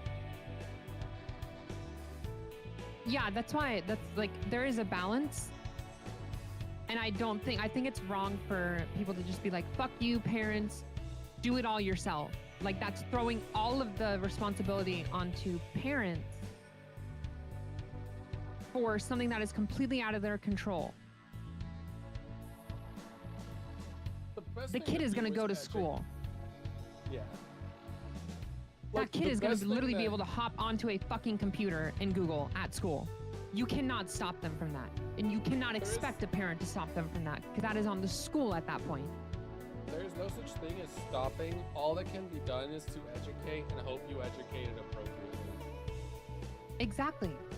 And every kid will be different. You can educate a kid. You can educate a kid so much. You can take all the time out of the world to educate a kid. And they could still grow up and be like, I'm just not gonna do that because I don't wanna. Yeah. And they can just be defiant. There's literally a symptom, or that is literally a symptom of something called ODD, which is oppositional defiance disorder. It is an actual disorder that is about kids doing the opposite of what they are told by their parentals or their guardians that is deemed either a good idea or safe because literally only because it's the opposition. They're taking the opposition because they want to take the opposition. It's not about having an actual logic towards it. That is an actual disorder. And that disorder by itself, you can bring it up and then it shuts people down who are like, oh, parents, just do your own thing. Like, do it yourself. Because you can't ever control exactly how a kid is. You can't. Yeah. All you can really do is just hope for the best. Yeah, and like, you gotta give your kid time to breathe and be themselves. You can't always monitor them on literally everything in their life. No, because self-expression is also So the fact that, exactly. So the fact that you cannot monitor them and just hope that they're doing good with what you have taught them, that is part of parenting. And if they don't do good with it, that is not on the parent. I'm sorry, it's just not. Yeah. I know you guys want to throw it on the parent because you want the responsibility to be anywhere but yourself, but you can't do that. People throw the Even the way on the a parent stranger response until they become a parent. Until they become a parent. Then they shut the fuck up real fucking quick. As a parent, I can tell you that's for certain. It's so funny to see people drop that. And I'm just looking at them like, and most do you of have the a kid? People, no. Well, good for you. there's a difference to that, right? Because I wanted my brother to come to my birthday dinner with me and my mom and my boyfriend. And I didn't mind if he brought his fiance or his kid, right? That's my niece. I love my niece. I wanted them there. They said no because they were like, oh, well, our kid isn't really, you know, acting well in restaurants and stuff. And I was like, this is the opposite end of it, right? This is the part where I was like, okay, well, you're right there with the kid in the restaurant. You are monitoring them. That part shows that that is a fail on your part as a parent. You need to give your kid time to actually learn that stuff. They had a bad experience. They pulled the kid from restaurants and go, we're never doing it again. That's not what you do. You have to have learning experiences. I wouldn't. That means you have to go back out there. You got to make a bit of a fool of yourself, but you have to make sure you're taking care to teach that kid instead of just pulling them away from it and then they'll never learn it. The issue with that is that there are methods to get it done, and it may just be a thing where they haven't gained the appropriate tools to where they feel confident enough to be able to properly educate the scenario that's happening. Because yes, you don't want to completely remove them from the situation, but you also want to be able to ease them in to be able to more comfortably find a way of balance between the two. But you also can't just strong arm it right in instantaneously, because that could also cause a negative reaction. Well, you're not strong arming it. I'm not telling them to go every day and go out into public and do it.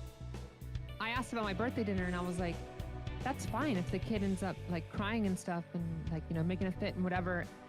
We can all work to get that kid under control. It's okay. I want that to still be able to be a learning experience for the kid. I don't mind if we have to do that at my birthday dinner. I want you all here. It was literally a, hey, this is a, yes, I'm being a little selfish with this, but I'm also telling you, I'm okay with putting forth the effort to take care of that problem if it arises as well. I'm not going to be like, come to my birthday dinner, now deal with your kid yourself.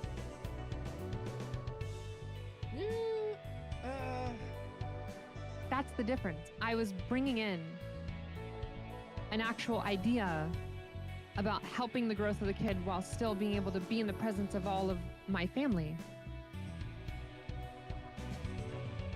And they were like, oh, well, she wasn't being good at the last time we went to a restaurant, so we're not doing restaurants. And I was like, that's not what you do. And that was like 2 months ago. There's also a possibility that wasn't entirely also the reason. Like, they might have been the excuse they spoke up, but they could have also just been drained. Because parenting is very mentally draining. And it could be a situation where they use that. You can say that. I understand. I understand that. Mm-hmm. Tell me that. Do not tell me these other bullshit things, and then I refute them, and then you have nothing else to say. You want to tell me you're drained? You fucking tell me you're drained. It's that simple. It is actually that simple, guys. It is that simple. The problem is, it's simple for some, but not for others. There are some people that are very ashamed to admit that kind of stuff, and they will look for other reasons to explain it without giving the actual reasoning. And sometimes it's a shame thing, sometimes it's a drain thing, or sometimes they just aren't thinking straight at the time, and that is just what the idea that fell upon it, and they're doubling down on it. And it's no, Tasky, it was 2 months before the B-Day thing that their first issue happened. That's what I was saying. It was 2 months before the B-Day thing when that happened. It's just a comparative story. So for your idea there, I'm also giving benefit of the doubt very heavily in this situation. Then they say something to me when they are in their right mind, which the birthday was months ago. Yeah. Because I know for like for me and Mezzy, I know but they don't care as much. I know their flaws. I understand their flaws, and that is one of their flaws. Like, it just is. Yeah. They don't speak their mind, and they try to make shit up. So what I do is, with literally no effort on my part, since they don't really think it through, I just refute everything that they're saying. Because I'm like, I want you to say what's actually on your fucking mind right now. Be straight with me. I cannot deal with all of this running around in a fucking bush. Be straight with me. Say it. That's it. Because if you say it, you say that one thing, immediately everything is done. I'm drained. Okay, that's understandable. I understand it's hard to be a parent. I understand. I've been seeing you guys struggle. I get it. Yeah. And then you're done. Instead of, I made up this excuse. Now I'm refuting your excuse. And now you have to make another excuse for that excuse. And then I'm refuting that excuse. Now you have to make another thing. You're doing so much more effort than you could have if you just open your fucking mouth and tell me the truth. Yeah. Sadly, that's kind of the common reaction for most parents. I'm very blunt and That's the forward. I'll common say exactly what the problem today. is. Yup. Not before, but today. That's the common reaction because we're not used to being so forward. I wouldn't say forward thinking. That's not it. It's like more like a front end action. We're so much more used to now with things like social media presence and the way we can instantly connect with everyone. We're so used to being able to have one layer behind our communication. And I don't need a layer behind the communication. If you want to tell me you're tired, like, hey, I'm drained, I've been doing work, I've been taking care of the kid, whatever. Okay, cool. Then that's awesome. Sorry I couldn't see you on the birthday dinner, but I hope you can go to the next one. Done.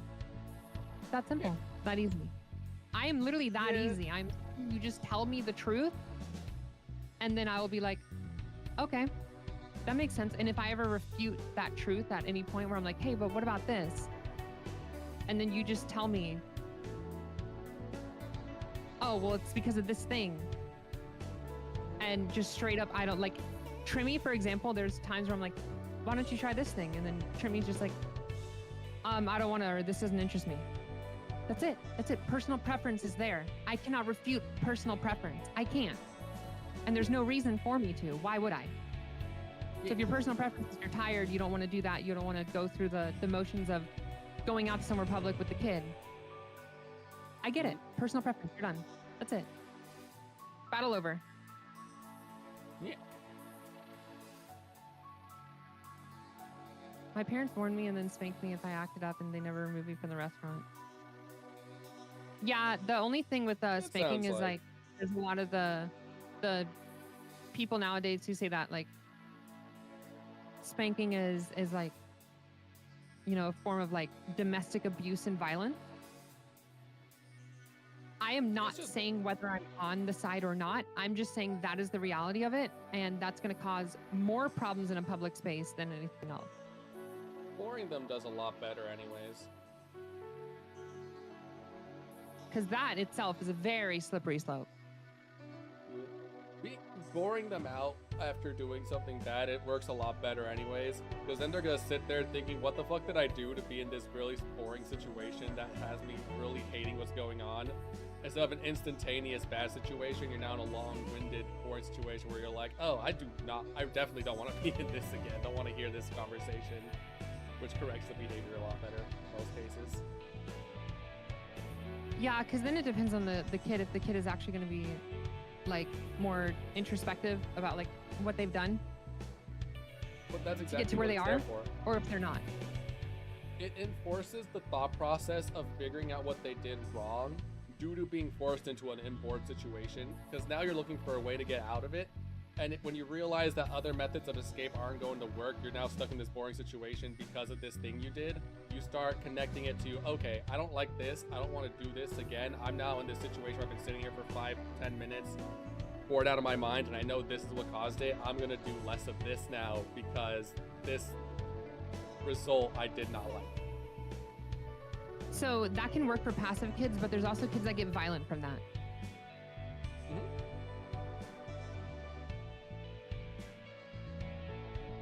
That's why I'm saying it depends on the kid. If the kid's actually going to take the time to be introspective about it and learn, okay, what did I do? How can I just not sit through this bullshit again? And whether it out of spite or not, they'll learn. But some kids don't want to learn and then just go, oh, well, my parents hate me. Oh, well, they're just devils, they're demons, whatever. And then get violent about it. They don't have the forethought for that. It really depends on the kid. every kid's brain works different.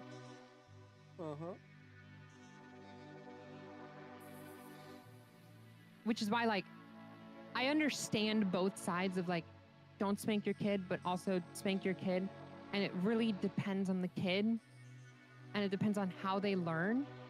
And I'm not saying, like, you know, just go to town, whap on your kid or whatever. Like, that's not at all what I'm going to say. But, like, giving them a little spank or two could work better than trying to lecture them, depending on what the kid is. It depends on how they act, how they response versus behavior. And it's hard. It's really hard.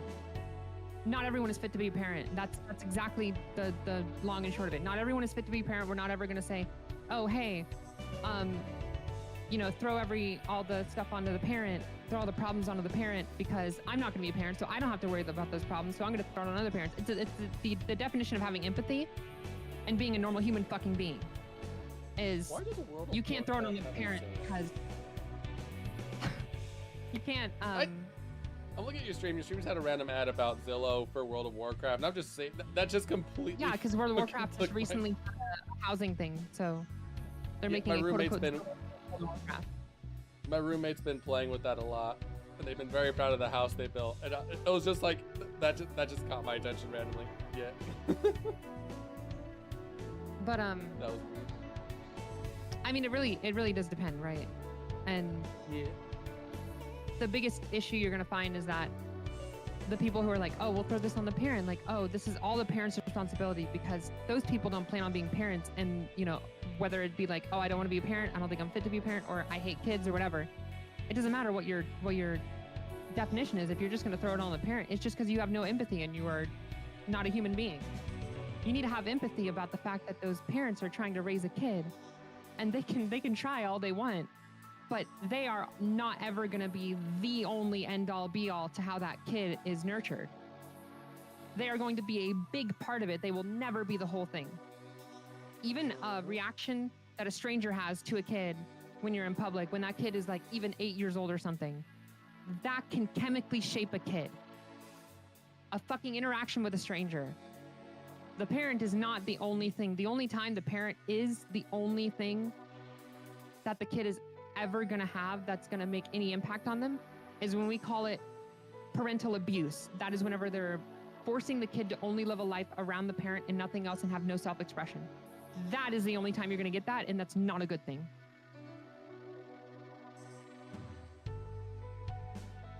That's my crash out. My crash out. I'm just saying, have some empathy for the parents, guys. Just please do. There's certain things parents can do wrong that can ruin a kid, but there's certain other things that even you as a stranger to the kid can do wrong in the kid's presence that can also shape the kid. It doesn't matter.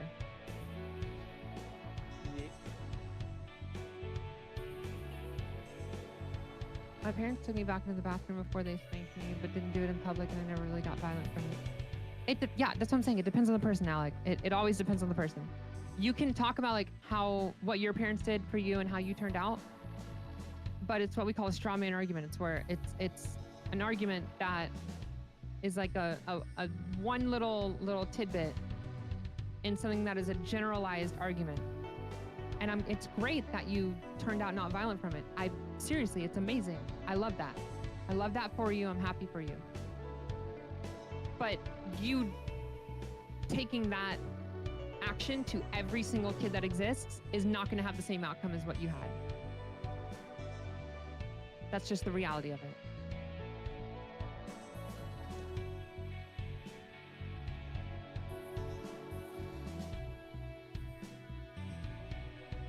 But anyway, yeah, Requiem's been great. Requiem has been great. Also, Tasky, to say to your thing that you said with Doom and Grunge, I'm not huge on Doom. Like, I like Argent Metal, which is the Doom soundtrack. I don't like Doom Metal. And I don't really like Grunge. So when I think Doom Metal, I'm thinking like Doom the game. I'm guessing that's not the same thing. Yeah, that we've been calling that, like the metal community has been calling that Argent Metal. Ah. I guess because because in doom metal there's was already the its own Argent thing. energy, and doom metal was already its own thing long before the Doom soundtrack. Okay. And it's completely different from what Argent metal is. It is completely different. I see. But actual doom metal genre, I don't really fuck with. Yep, that's true. Black Sabbath definitely. Okay. Black Sabbath definitely. I wouldn't say they specifically pioneered it, but they definitely laid a path for doom metal as a genre. Doom metal is like jerking off on weed 5 strokes per minute. I'm gonna take your word for that, bro, because I got nothing. I got nothing. I was violent towards my plushies. That's horrible, Kami.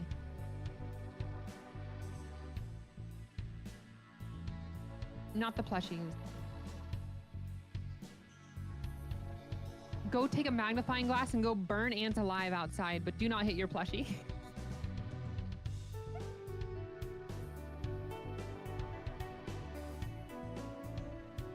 I am.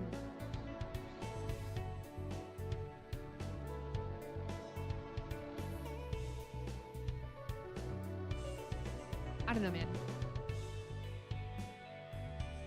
I can't really get into grunge and doom and whatever, but if the energy is low, I will usually kind of. It's like me seeing roguelike in the title of a Steam game. At least that isn't killing anyone or anything as plushies or anything. I know, I was joking. I was like making a joke that the punchline was the fact that like I was talking about committing violence on ants. It's a joke. It was a joke. I love the opposite of doom. Nasty prog tech death from Texas. What band?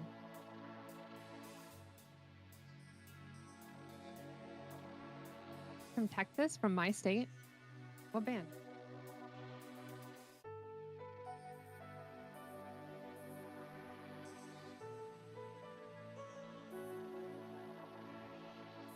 He definitely, if Tasky knows genres, he definitely doesn't mean me.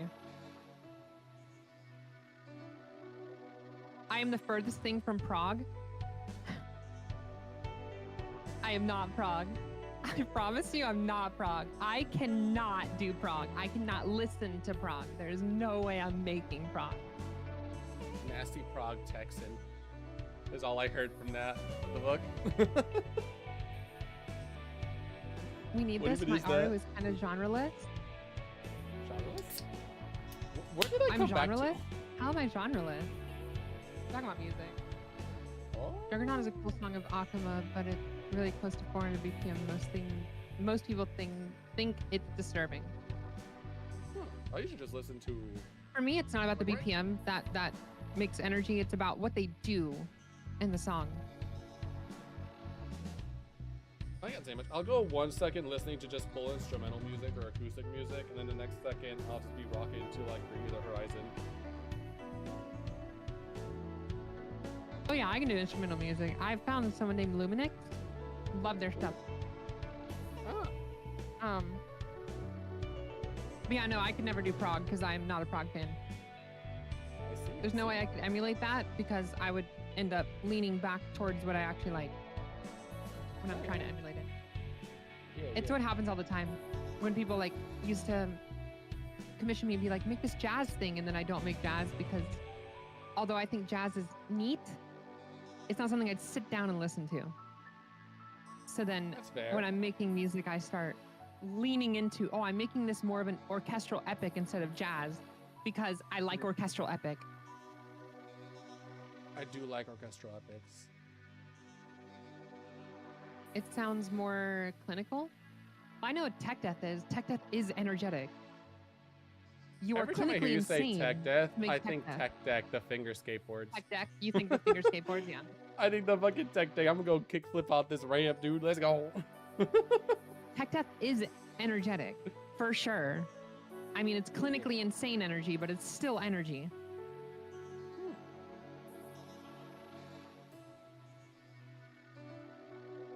They're like, okay, I made this part that's like a 15/8. And then it actually has a single beat that leads into it being like fucking 27/4. It's insane. Ah. And then they're like, this is the part where I flip my guitar upside down. Oh, okay. Sure. Huh? What? Upside down? Why? Huh? Yeah. Now to get this sound, I actually pulled out my vibrator and put it against my guitar string.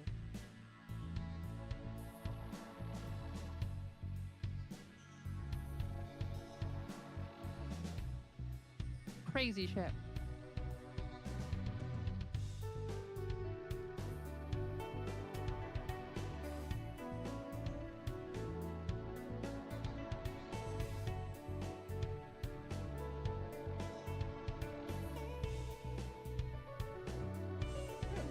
I actually haven't learned. found The any horrific music 5 recently. No, over that's not true. 16 polyrhythms.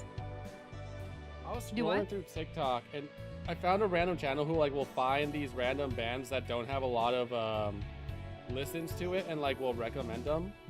And there's one I was listening to recently that I got really into called Ishikino Nai Kanke. Really long-winded name. Didn't have a lot of listens at first until that guy gave it a bit more attention. And just really good music. Let me send it to you. Let me send you the name. Alec, I would actually argue that Iron Butterfly was before Black Sabbath, and they definitely pioneered the idea of how bands like Metallica, Iron Maiden, things like that made their music. Black Sabbath was 68, I think, and then Iron Butterfly was 66.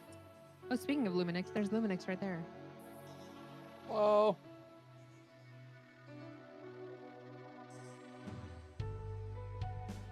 Aru, would you do a sponsored reaction to one song?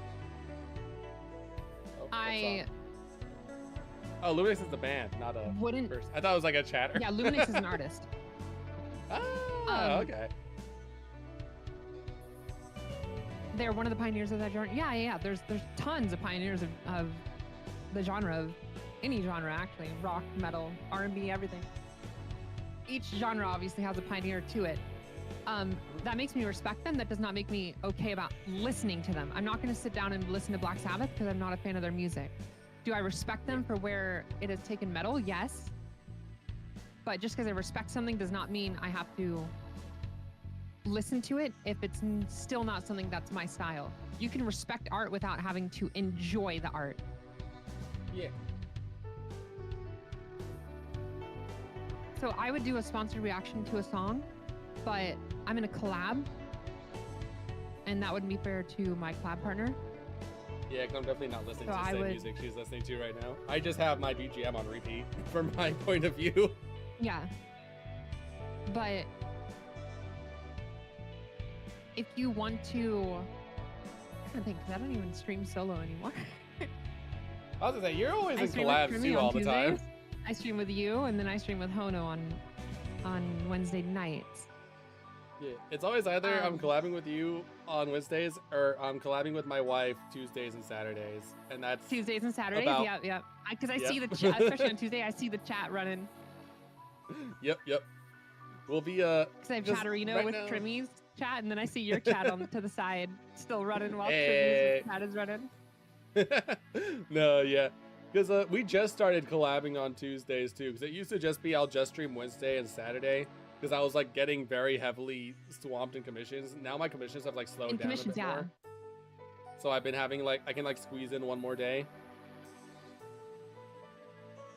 But it's definitely been. Yeah, I've been noticing the chat. The chat's been pumping out on Tuesdays. If you ever see me type in there, just know I won't be listening because I'm probably streaming at the same time. But I wanted to bother you. Nice, perfect. What about EDM? that's Oh, I fine. listen to EDM. Yeah, I love I think EDM. it's fun. Yeah. Scronkly dubstep, hard-hitting EDM, Scronkle step. even drum and bass if it actually has more going on than just the drum and bass. still think I prefer The song Skrillex when fucks. he Yeah, was the Luminix singer is for great. From First to Last. But was it From First to Last, or what band am I thinking of? I know what you're singer talking in about. the I know he was part of like a Yeah. metalcore kind of, or like punk Yeah. kind of band. I think it was From First to Last. I just remember really liking the album that he was in. Yeah, it was From First to Last. Okay, yeah. I remember really liking it when he was in that. He came back for like a song with them and then went back to being Skrillex. Like had a short I like attempt at Skrillex, like though. trying to go I'm back. gonna be real. It's so basic, but I like do. Skrillex. People say it's basic, but I feel like there's a difference with the way he makes it, with the music he makes it, with like compared to others. It is. There is a Yeah. difference, for sure. Yeah. Like he has his own little way of like you could combined tell it's a metal and Skrillex harsh song. EDM. So good. Ooh, Browning is yes. great.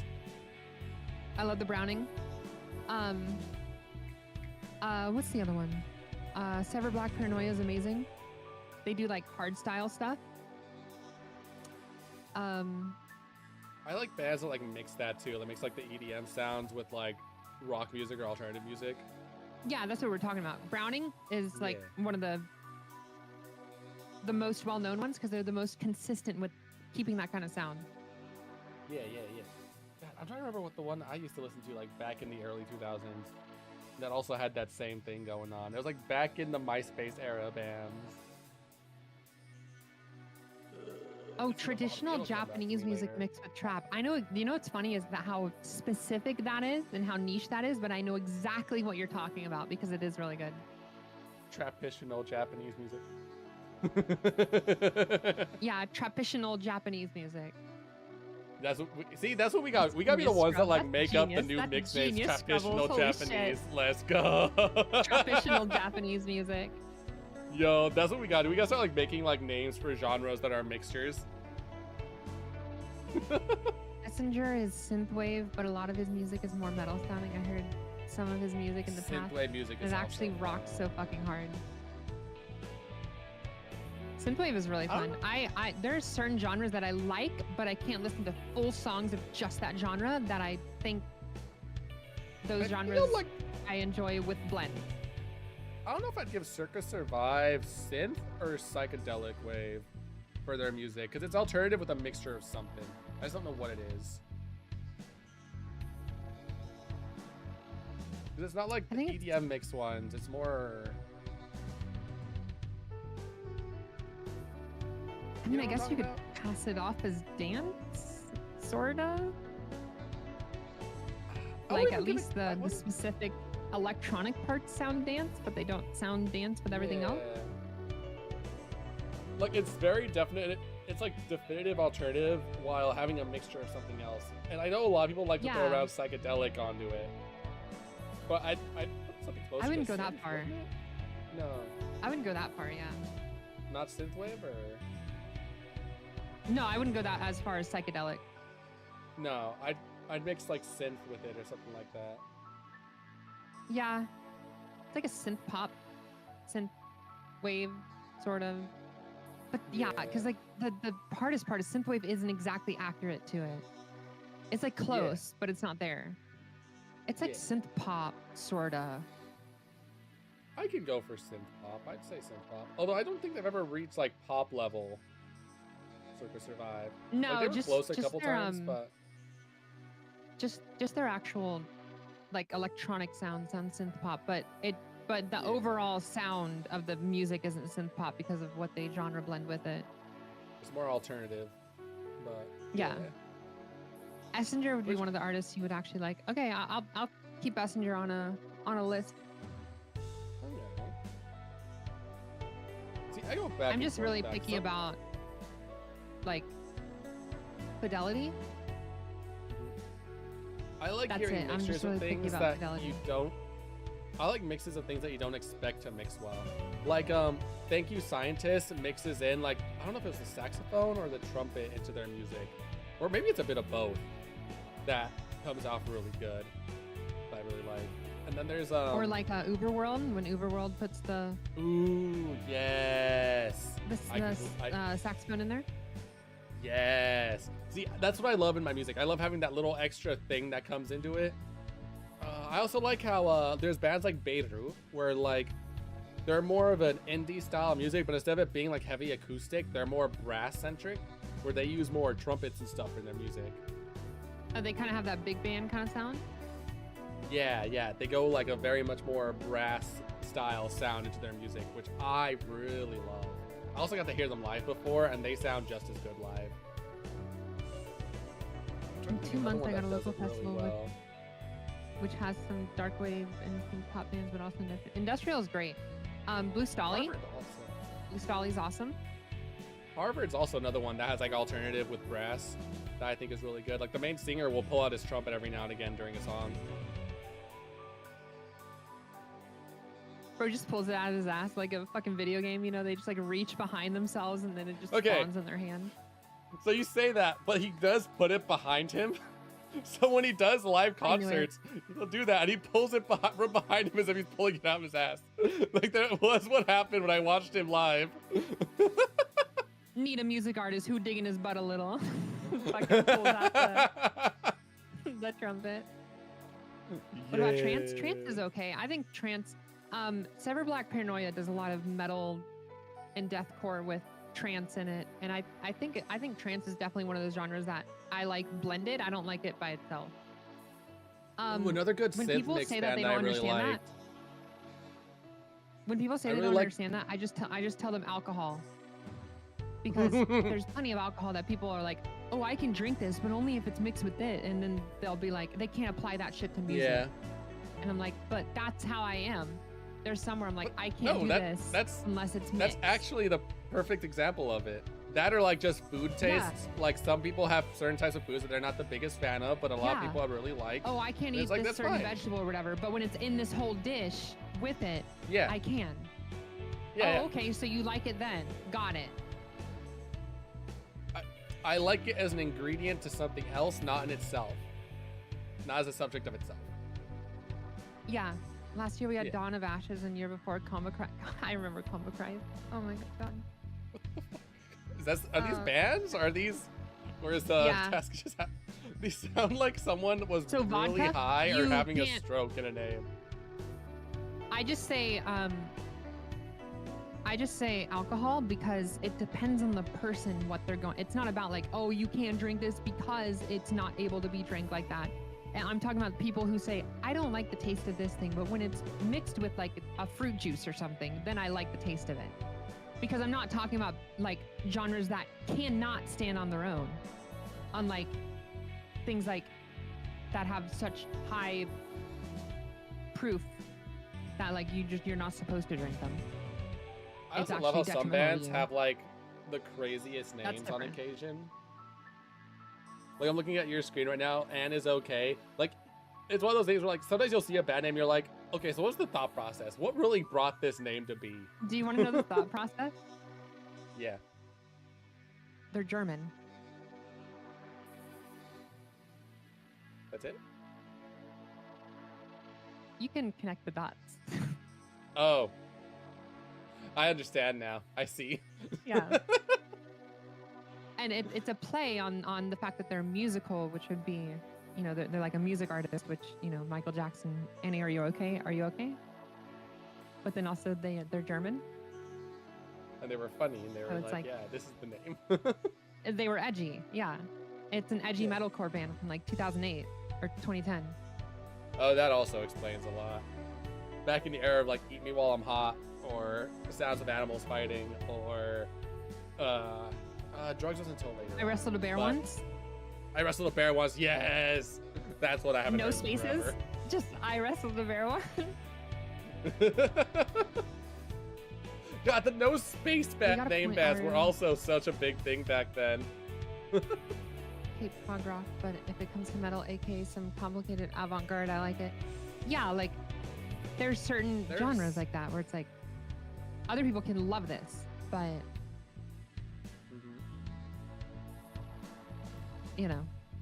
But me, I hear the genre and I'm like, I don't like this genre. But when you blend those elements into a genre I usually do like, I end up liking it a lot. I like the more folk punk style bands, like Modern Baseball and stuff like and bands like that. So unfunny. Kami, Astra's a really fucking funny individual. I don't know what you mean. I also remember really liking Old the punk? old Pop Goes Punk albums. I remember really enjoying those. Oh my god, I remember those. Oh my god. Yeah. Where it was like Ice- different punk and like post-hardcore Mm-hmm. bands doing covers of pop songs. Icebox lives rent-free in my head. I don't even remember which band it was that sings it. I just know that that song was a fucking bop to me for a very long time. Modern baseball. I did I think it was a Destria Tasky. did a Singer Modern Despacito Baseball cover. had his own. They fucking would do Despacito. Was it a Destria? I don't know. I don't think it was. It might not have been a Destria. It was someone like that. They started There with was an A. some. But yeah. The singer of Modern Baseball is in another band as well that also would fall under like folk punk. Oh, another one, Andrew Jackson Jihad, or they renamed it AJJ. That would also fall under folk punk.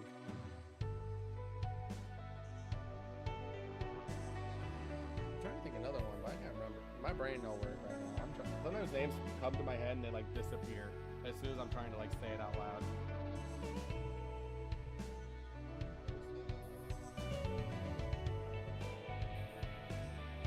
If you guys just see me jamming, just leave me alone. I'm in my element. Slaughter Beach Dog, that's what it is. That's the other band the singers of Modern Baseball are in. The funny thing is that it's the exact same band, and it's almost the exact same genre of music, but it's just a little different of a genre that they made a whole second band for it.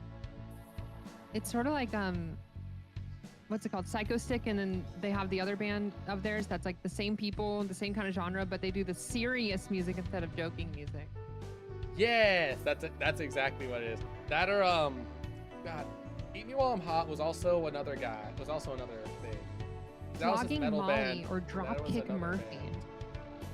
Dropkick Murphy. So what I'm getting at is, Tasky, you're thinking of bands that are just violent verb and then person's name. Yeah, that would be under the same genre as Andrew Flogging Jackson Molly, Jihad. If you ever Dropkick hear Murphy. their music, their shit gets fucking dark. But it'll be like the most playful fucking folk music while singing some of the darkest fucking shit.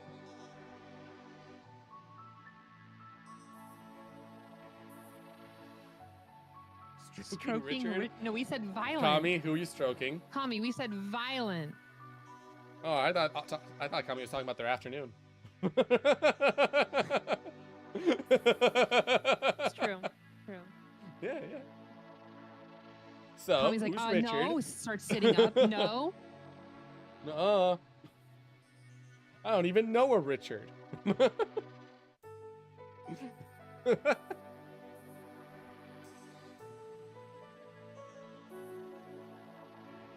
Was it Hello Goodbye? No, that's a whole different band. Yeah, now I need to find out who that Oh, this right here. who was the other person. Oh my god. That's an earworm. I'm sorry, guys. I'm gonna be like gushing over my music and whatever. He said, "So how's the game?" That's crazy. I could hear the zipper going up whenever he asked that. Yo, the game's great. We never passed the title screen. Yes, we did. We're on chapter select. Yeah. Oh, you're right. So, We once again, made to anyone some that's new here, progress, welcome okay? to the Totally Not a Podcast stream where we spend maybe one half, if not 1/3, if not 1/4, if not 1/5, if not maybe 1/10 of the stream actually playing the video game. We play video games. Yeah, we play video games? Holy shit. Fuck, I thought that was Yo, a that's bonus. crazy. Yo, who said we play video games? This is the Totally Not a Podcast podcast. What are you talking about? Trans Where we'll have the title producers, screen of a video game. Zijaro and Pitch, along with Yusri app, the vocals actually did a trans cover of Hoobastank's The Reason, if you remember the band from back in the day. I do remember Hoobastank because the singer of Hoobastank ended up doing the vocals for the title track or the main theme of Sonic Forces. That's what it is. Eat Me While I'm Hot is just the heavier thing of the band for Never Shout Never. I'll never shut up. You remember Never Shout Never?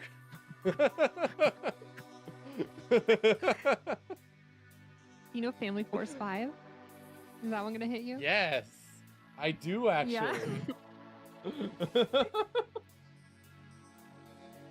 Trance with rock and fusion with a twist. I wish I could really Oh get my into God. rock, but it's very rare I get into actual rock. Sometimes- As you hear Yeah. from my playlist, a lot of it is just metal. Metalcore my- specifically, or post-hardcore. My Oshi has me listening to my old early 2000s remix bands from back in the day. They play games with Fortnite Guy? Wait, who plays games with Fortnite Guy? Who is Fortnite Guy? Who is Fortnite Guy? You're listening to 178.2 FM, where we play games, and produce music. This ain't your MTV station yaps for 4 hours. Oh, dude, speaking of which, Architects made what a wonderful comeback. Remember when MTV played music videos? Some Architect songs are so fire, but then some sound so boring for me. Yeah, I feel like that's like most bands that have like, 20 albums. You're gonna find some that are boring. North Lane, their entire Node and Mesmerize, whatever, albums were just sleep for me. And I'm then just looking up bands that I haven't listened to in forever. Tokyo Police Club is one I haven't heard in forever. he's green, I think called Chief Master. What? Heyo, he green. Heyo, I'm green. Maybe call me Master Shrek Chief? now. John Halo? Master Queef?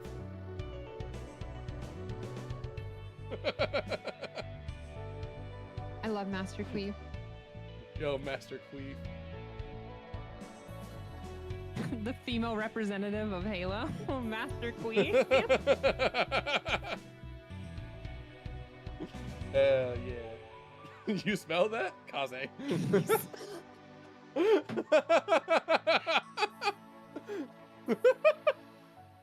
Dude, I think overall Architects made a wonderful comeback. I don't think they've ever had, in my opinion, I don't think they've ever had a bad album. But I think they've had songs that are kind of eh. What was it? Master Listen to the Architect? New Era EP. New Era E EP.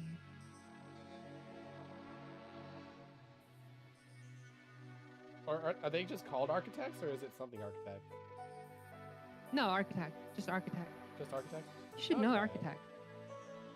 I'm sure when I listen to them, it'll come back to me. I'm just not gonna push the play button right now while I'm live. Was it called Silence Outlives the Earth?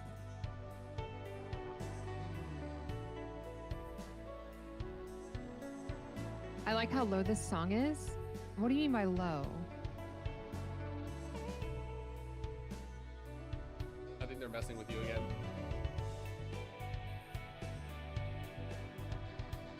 In the Many Names of God? Oh, with the guitar, yeah. The guitar is not only low, it's dark as well. It's not a bright guitar, it's a dark guitar. So a dark guitar will be, it's not that it's actually really low, but it's just that the lower frequencies are more prominent than they are in bright guitars. Bright guitars will have a lot more higher frequencies that will let you hear more of the metally, like metallic kind of clangy sounds in the strings. The dark guitar is gonna sound more like just like a almost boomy kind of sound.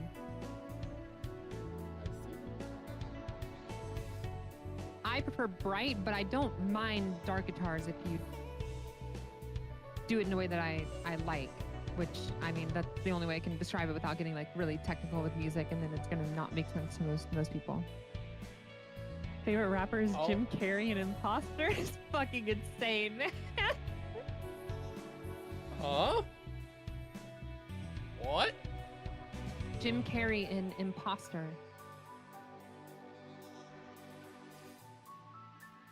He rapped? Huh? Quote unquote, yeah. I need to listen to this now. Can you link me this? I want to listen to this when I get a chance. You might have to. I'm sure you can find it on YouTube. I'm sure. Please don't go there. I have to go pee, and I did not have time to listen to it. So I'm educated about music tech. You don't have time to listen to me? That's fucked up, man. Wow. That's fucked up. I mean, if you don't have time, you don't have to be in the stream. That's I appreciate you being in the stream. I love your presence in the stream. But if you don't have time to listen to me, then you don't have to be in the stream. As much as I would hate that. Our presence is very forcefully forcing the piss right out of Kaze. My eyes are yellow. Our presence has filled Kaze with piss, and now that's Kaze called needs to jaundice. expel. Hey John, who dis? Who's That's John? called jaundice. I don't think John's got That's a health condition.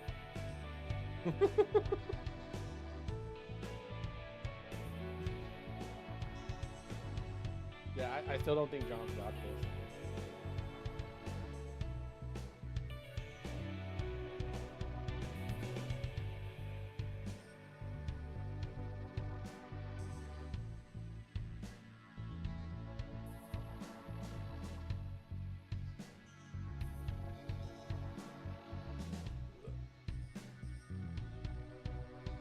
No, I actually don't know the difference between light and dark guitar music. Most of my experience started and ended Bright, in like high school guitar.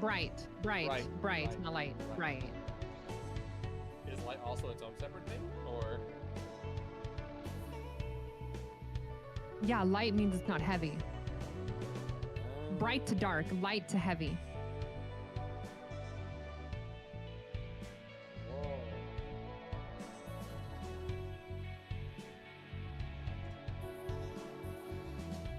Yeah, I didn't know much about that kind of stuff. Well, yeah, that's more of a thing that you know about whenever you're like making music, or at least you're, trying to play guitar, you're dialing in a tone and Yeah, jaundice is usually pretty dangerous. those kind of things. That's why you don't hold in your piss.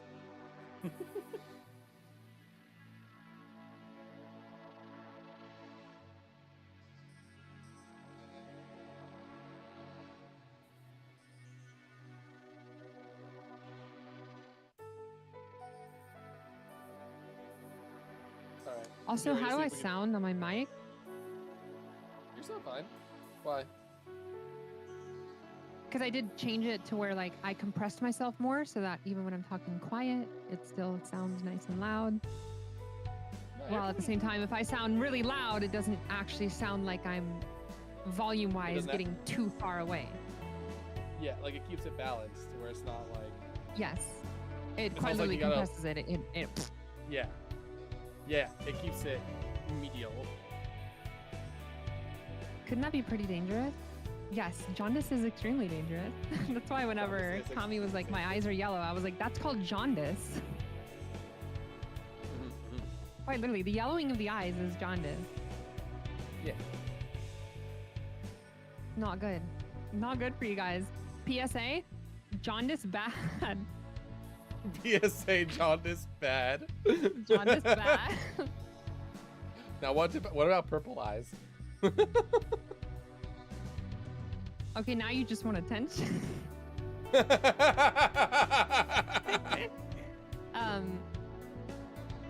I was actually kind of mad. Speaking of like live shows and stuff, I was actually kind of mad. I wanted to go see a live show of who was it? They're coming to my area soon. Let's see. I know I sent it. Or no, my roommate sent it to me. My eyes were yellow because I caught P virus. At least it's not T virus.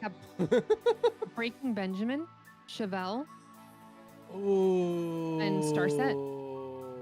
That would have been sick. But then I looked it up, and it's just gonna be one of those arena ones where you just sit and you can barely see the fucking band, and I'm not gonna do it.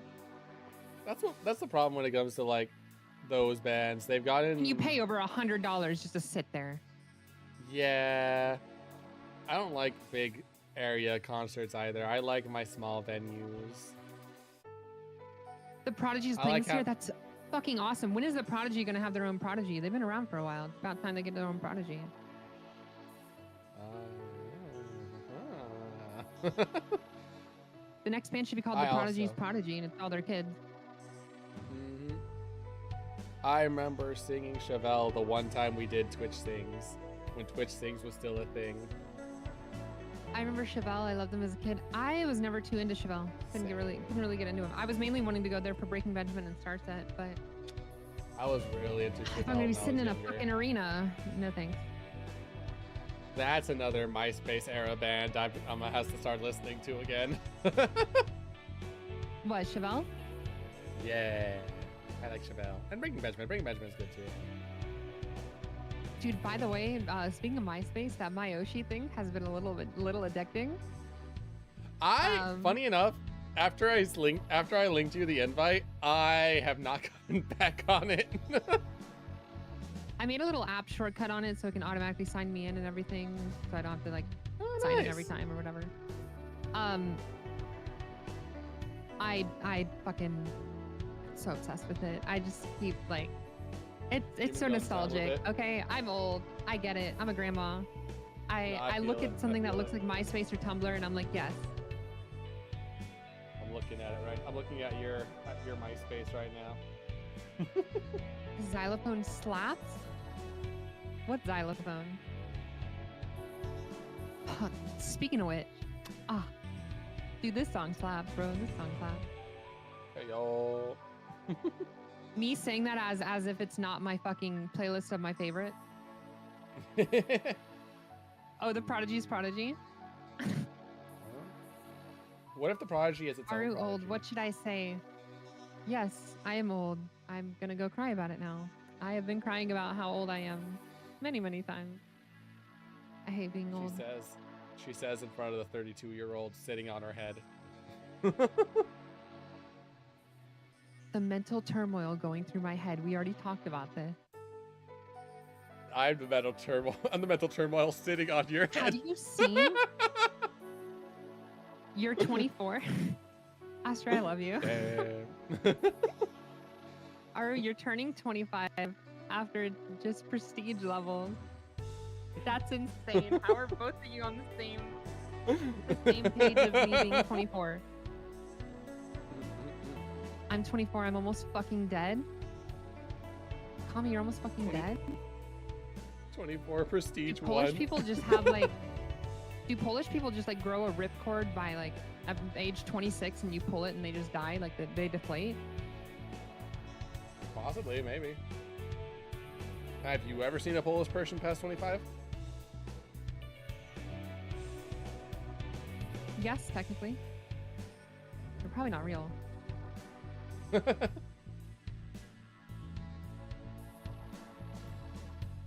they're probably not real. Thinking about it, probably all just like balloons. Those are the dreams. That too.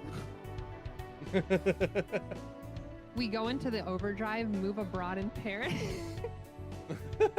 You guys you guys are like creatures that like leave your home so that you can die in peace without anyone seeing.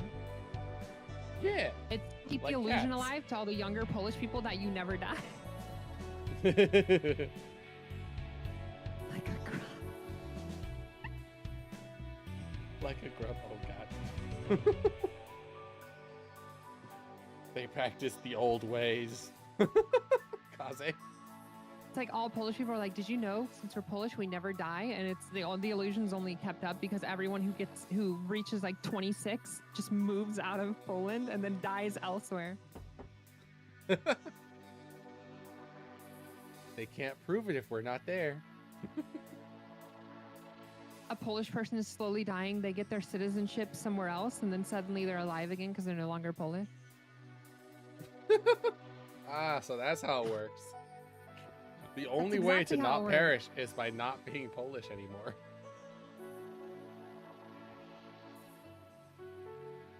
You die Polish, or you live long enough to become British.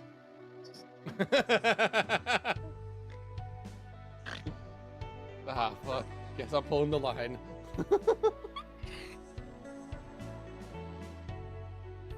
Okay, that's a good. Kami, you have permission to use that one since you're Polish. There you go. You die Polish or you live long enough to see yourself become British. Oh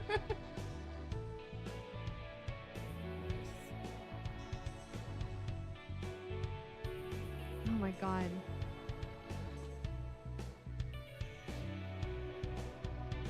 Did I actually... I'll probably have to show you guys later, but did I actually show you guys the song I worked on that I was commissioned for? Ooh, a new song? That I made at the end of January? I do not know about this.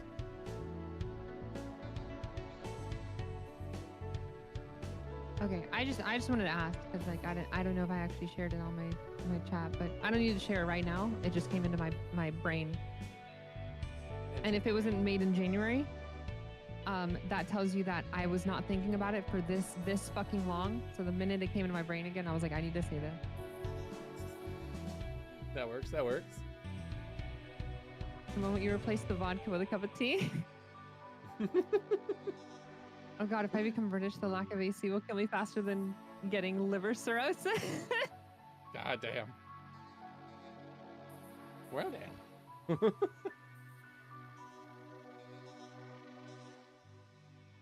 I'm kind of stupid. What do Polish people speak?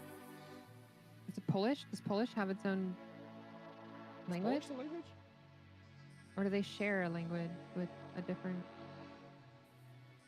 Polish's language? Okay.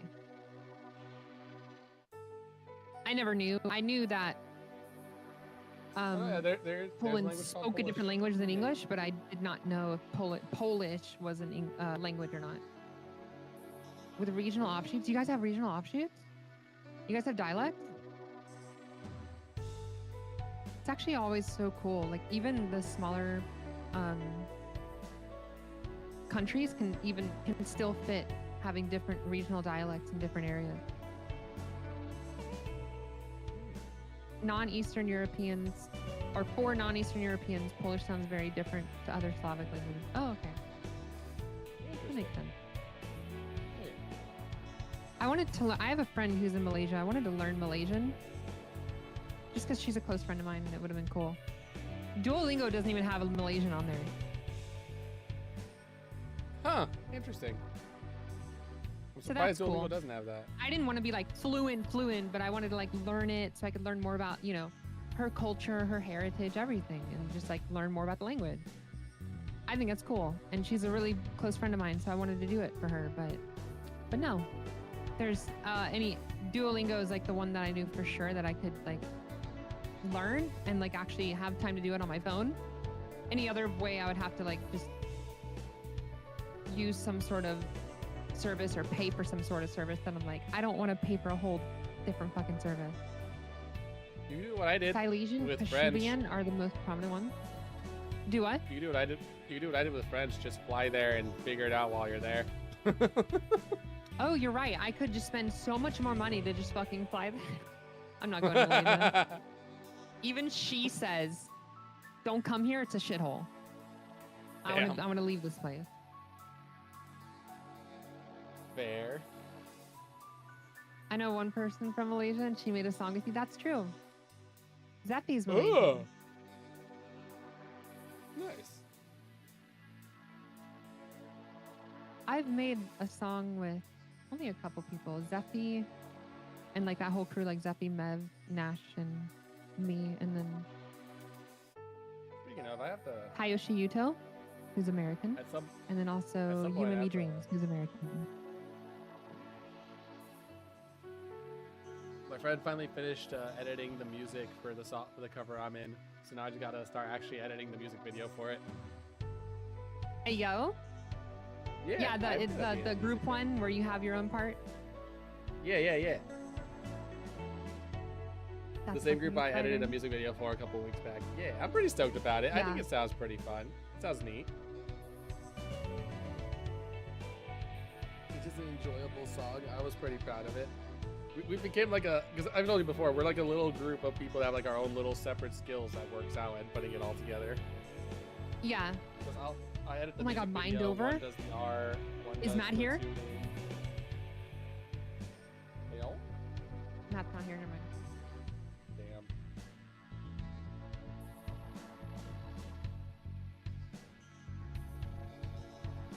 damn. Damn, I One tried. second, I got pee real quick. I drank too many fluids.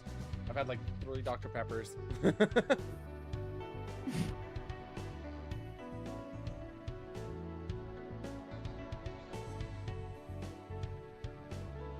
This song fucks so hard. I'm not gonna lie.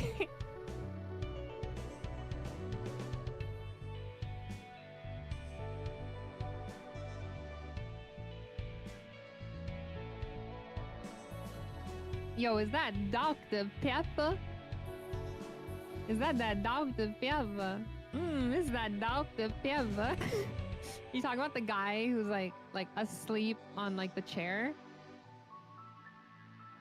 And then they like wake them up with the Dr. Pepper. I fucking love that video. It's so good.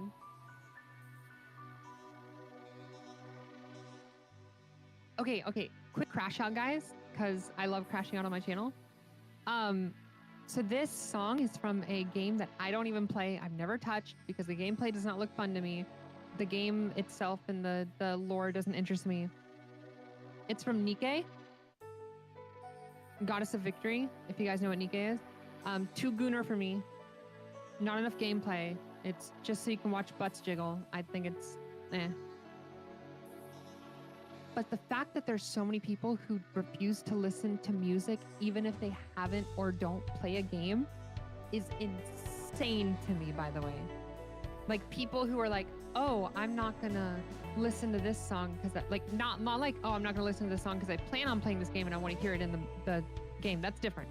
But people who are just like, I'm not gonna listen to the song. I also don't plan on playing the game. Bro, who gives a shit? The game is different from the song. The song can stand on its own. If someone's gonna recommend you and be like, hey, check out this song, at least try to check it out. Don't just be like, oh, it's from a video game or an anime that I'm not gonna watch or I'm not gonna play. Fuck off, man. Fuck off. It's stupid.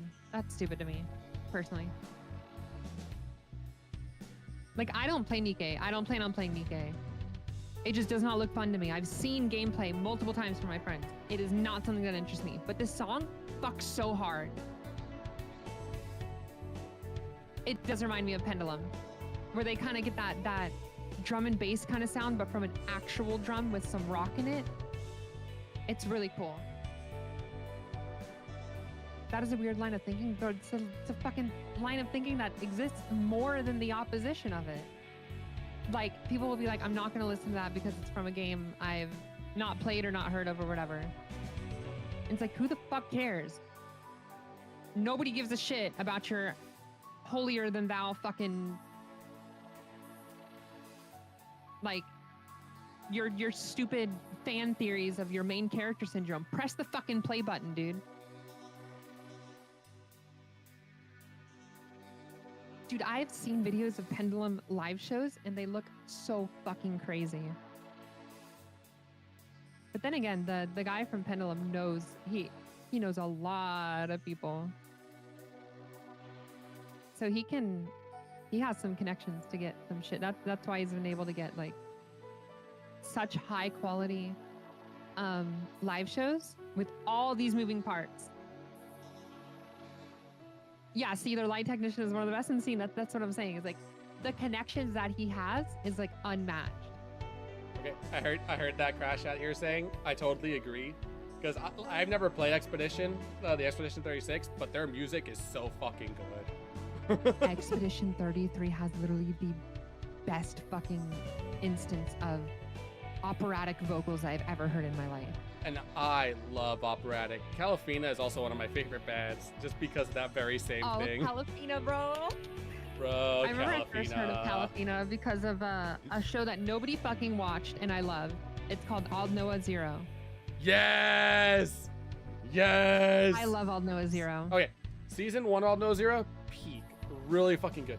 2, Season 2, I'm a little iffy with. and people are gonna say it's bad. Yes, I understand. I know.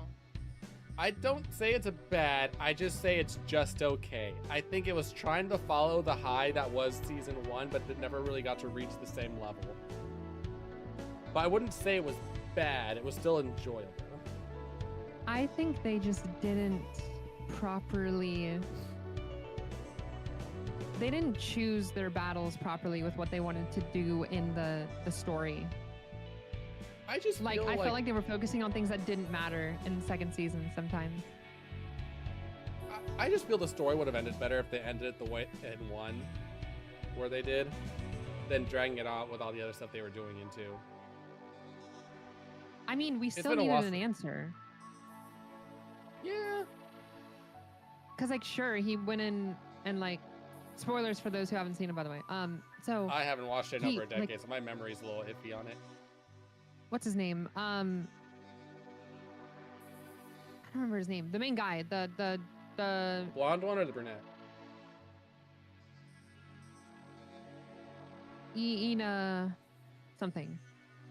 That dude. Oh, the names aren't gonna help me. Inaho. I only noticed the blonde guy and the brunette guy. Well, Inaho's the Japanese one. The one with the Japanese name is the Japanese one. You know, you'd think that would help my case, but that does not help my situation. Japanese means not blonde. You don't know that. Unfortunately, that's just how it is. The other guy is named Slain. There it is. Okay, I had to look him up on Google. Yeah, I know what you're talking about. Kaizuka Inaho or Kaizuki Inaho. I gotta look. Oh no, there he is. No, that's right. That's right. Inaho did get actually into their their big old base and whatever, and then Slain shot him. But we still needed the answer of like what was going to happen, because you can't just say, oh, they got the princess back and then that's it. Like, obviously the princess is gonna have an issue because of what they're doing, because they tried to assassinate her to do their own thing. So like there was a lot that needed to be answered there. So I don't mind that they did a season 2. I just don't think they focused on the right things in season 2 until the end. The end part they did. I just figured her publicizing about the assassination made by her own cohorts would have been enough to push her to get control and then allow her to change things the way she wanted it to. That's where I thought it was going to go, at least in season 1. I get That's that, usually but when you're dealing with a collective conscience, you're not going to be able to just be like, oh, this one thing's going to win everyone over. Yeah, but most anime politics Instead, tend half to the go time that it's going to way. be like, oh shit, yeah, you're dealing with politics where it's like, is this a ruse? Is she lying? Is this a setup? There's so many things that can happen that you need to continuously provide definitive proof over and over again. And sure, there will still be people who don't believe that, but they're going to be a complete minority compared to the others. But that's only if you put in all of the work to get multiple facts from different angles correct. I agree. So that's why I was but like, I there's still also more. have to drop the sad fact that not many mecha or political style animes go that far. Sadly. They don't, but you cannot hold the standard of how far one should or shouldn't go based on others if it's a project of its own. I run on the expectation of what has casually run through, and then if more happens, I'm pleasantly surprised. But I go on the expectation that it's gonna be downplayed like most of the others do, just so I don't get disappointed. I don't have a mentality so that I can still enjoy something by keeping a neutral line. It's also why I tend to not hate shows or anything. I have shows that I hate, and it's because I'm really good at like throwing away the I'm really good at throwing away all the problems of comparison, unless it's within the same series. Like, you know, like I can compare Resident Evil 9 to Resident Evil 7, right? They're both Resident Evil. I can't compare Resident Evil to Alan Wake. If I want to find comparisons, that's okay, I can. But I can't do that and call that my definitive argument. I'm trying to see the piece of art for what it is, not what everything else is compared to it. I'd compare it more to mechas that were coming out at the exact same time, like Valvrave the Liberator, Ironblood Orphans, and I know there was another one that I wasn't too big a fan of. I still watched it, but it fell off of memory. I can't remember what the name was. What was it about? Thank you, Twig, for the Also- hydrate. Thank you for the stretch. Thank you for the posture check. Was it Nobunaga? What was it about? No, Nobunaga. I think that's what the anime was. It was like a mecha. Nobunaga the Fool? No, Nobunaga no Shinobi.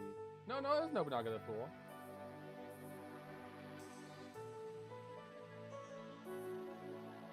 Oh, I forgot that was Mecha, bro. Yeah. It's so sidelined as Mecha. When did you get a plushie asset? Whenever I took Scrubbles and I turned him into a marketable plushie, and he's So cursed is to I be the that way marketable forever. plushie? I'm also now Aru's hat.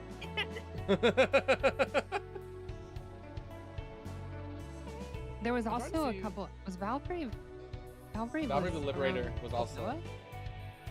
It was a few years off of it, like maybe like, but not by too far off. I remember loving Valvrave the Liberator though. Oh my god, it was 2013. I keep thinking Valvrave was like 2006, bro. I don't know why. I fucking love Valvrave. Trimmy and I were doing you know, the guess the game thing where like they give you images and you try to guess them. Yeah. Try to guess what game it is. They have that for anime, and so Trimmy and I were going through that. Gargantua is also a pretty interesting anime. 2013 was the time where I was like in my most weeb era, where I was watching a lot more anime than any other time. Gargantua. Yeah, Gargantua. Oh, the Verderous Planet. Oh my god. Oh, Yeah. Yeah. Like, Oh I'm thinking, god. like, there's a lot of animes of that time that I like watched so much. You of. don't understand. We needed that chick to belly dance in front of the main character and zoom in on her stomach Oh, totally. for a necessary. reason, guys. You don't understand. It's so important to the plot. Oh, most definitely. You know another one I really liked from that time? Kokoro Connect. Not a mecha, but also just a really, it was a very good slice of life You one. speak to me about Kokoro Connect. So you are a fan. I love Kokoro Connect. I also love. Nobody Kokoro I Connect. know has ever seen Kokoro Connect. I know, love and I Kokoro fucking Connect. hate it because I love it. I love Kokoro Connect. Yes. Although I will say, for the very Chat, if you longest haven't time, seen Kokoro Connect, my Watch number one Kokoro. favorite anime for a very long time was Shinsekai Yori. I love Shinsekai Yori.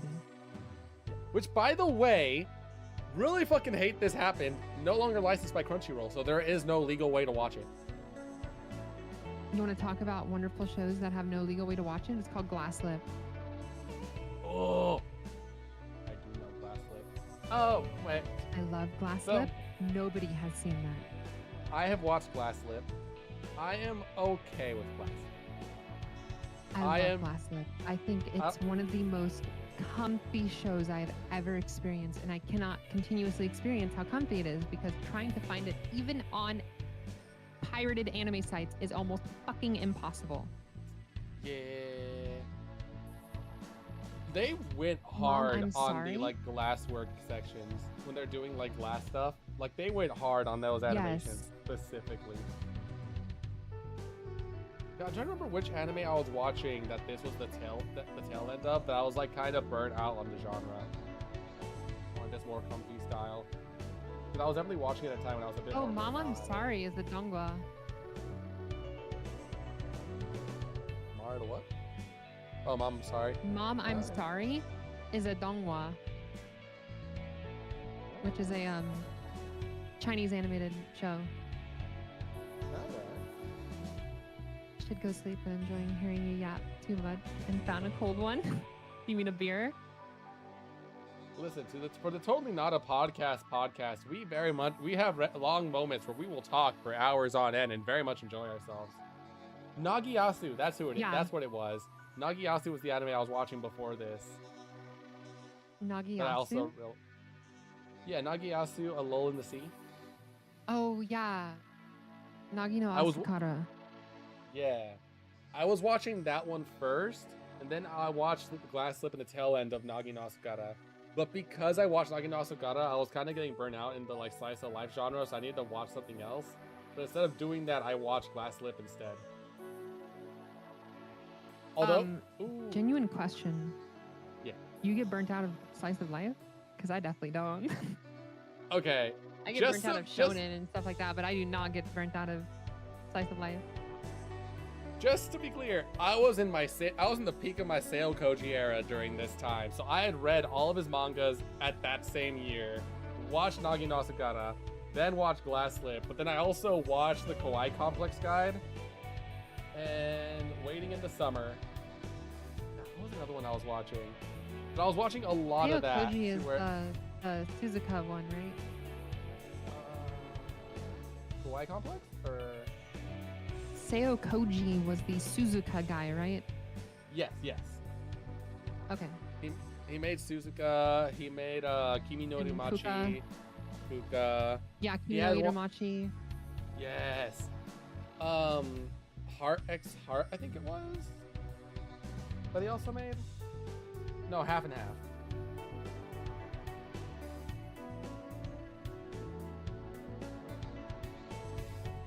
Yeah. Yeah, half and half. That one's also really good. That one he was making around the same time as Kimi no Ryumachi.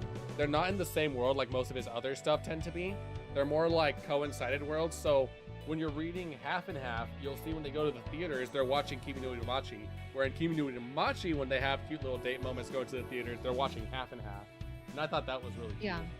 cute. It's sort of like when you watch a Cultic 9 and then one of the chicks asks the main character, what were you like, what have you been doing? Or what were you doing? And then he goes, I was playing Steins Gate. Yes. No, yeah, stuff like that. Occultic Knight, that's one I haven't seen yet. Oh, I love the Science Adventure series. I could talk all day about the Science Adventure series.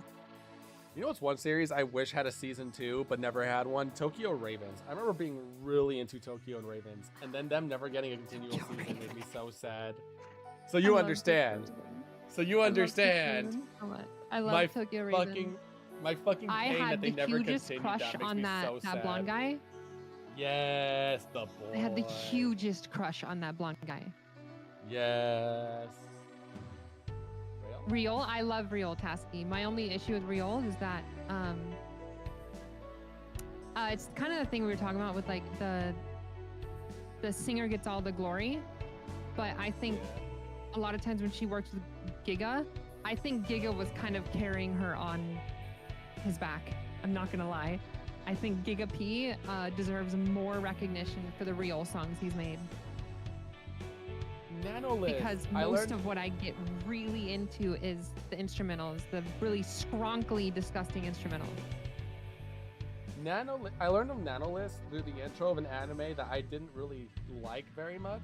Like, it was okay. There was too big of time jumps in it, but I can't remember what the anime was called. But I learned of Nano through oh them. shit, yeah. You know what I'm talking Nanolith? about, right? Nano the band. Yeah, it's I learned of Nano the band. Nano the band. Yeah. There's a band called Nano. They did the intro for like Batum, Arpeggio, The Blue Steel, Magical Girl Rising. They've done for a few other animes recently as well.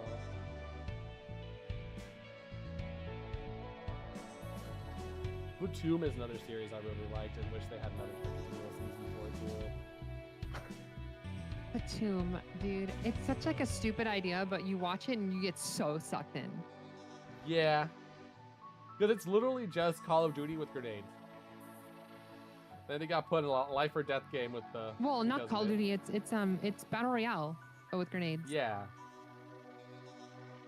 Yeah, yeah. M3. Yeah, now I gotta watch M3. This art looks awesome.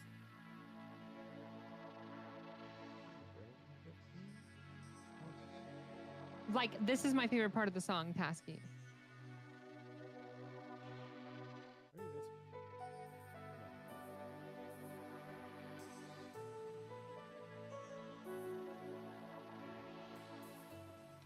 I don't know if this one's Giga, but I was talking about like her early stuff when she was first blowing up was Giga. She worked with Giga like almost exclusively. Giga? Yeah, for real.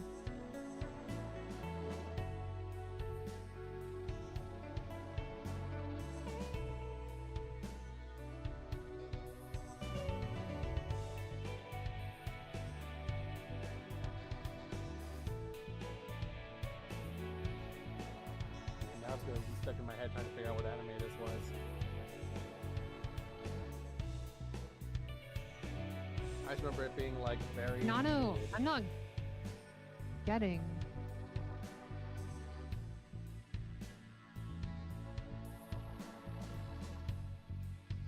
I'm not getting a band. Nano?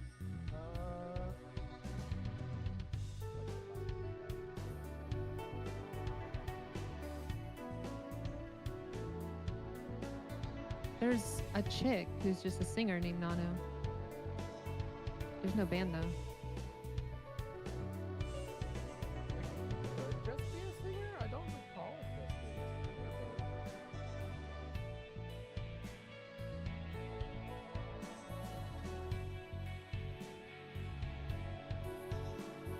From Batum? Yeah, there's a song for Batum. Yeah, that's her. That's just her. Okay. Ah, okay. Again, it's one of those things where the producer does all that shit and then she's the name. And I all always she thought did it was was like- vocals. That I I guarantee thought she that was did just not. a bad name.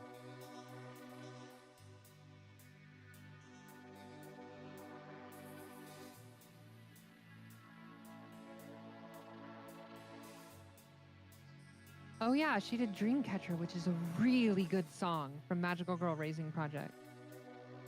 Ooh. Did you watch Conception?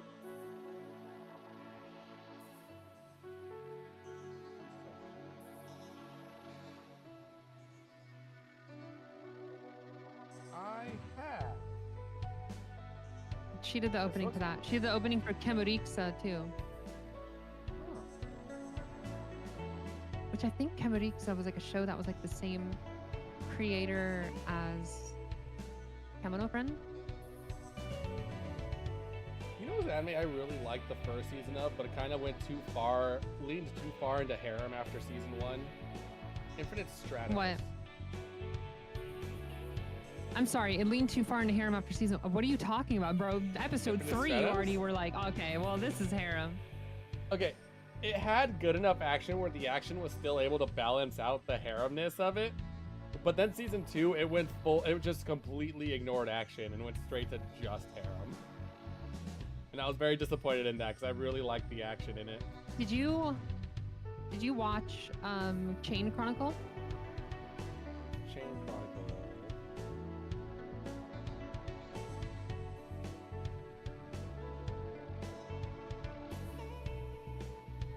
I don't think I've seen this one. Okay, she did a song in that one. How about Kakurio, Bed and Breakfast for Spirit?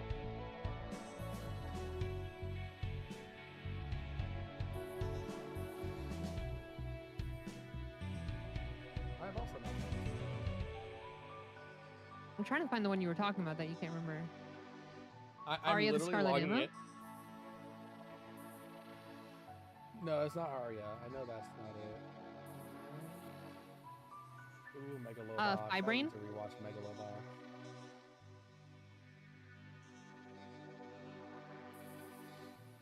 I don't think so. Arpeggio Blue Steel?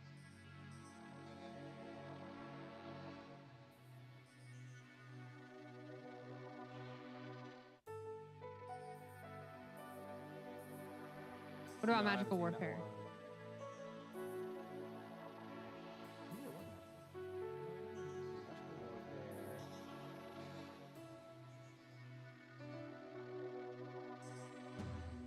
No, not Magical Warfare. Well, maybe Magical Warfare. M3 The Dark Metal. Oh, that's an ending thing. I don't know if you're talking about opening or ending. Not opening. It was definitely in the older, maybe like 2013, if not like further back. Yeah. She started around 2012. Yeah.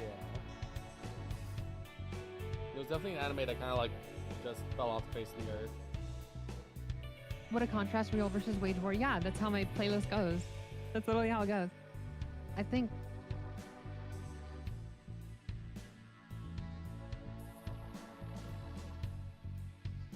Let me, hold on.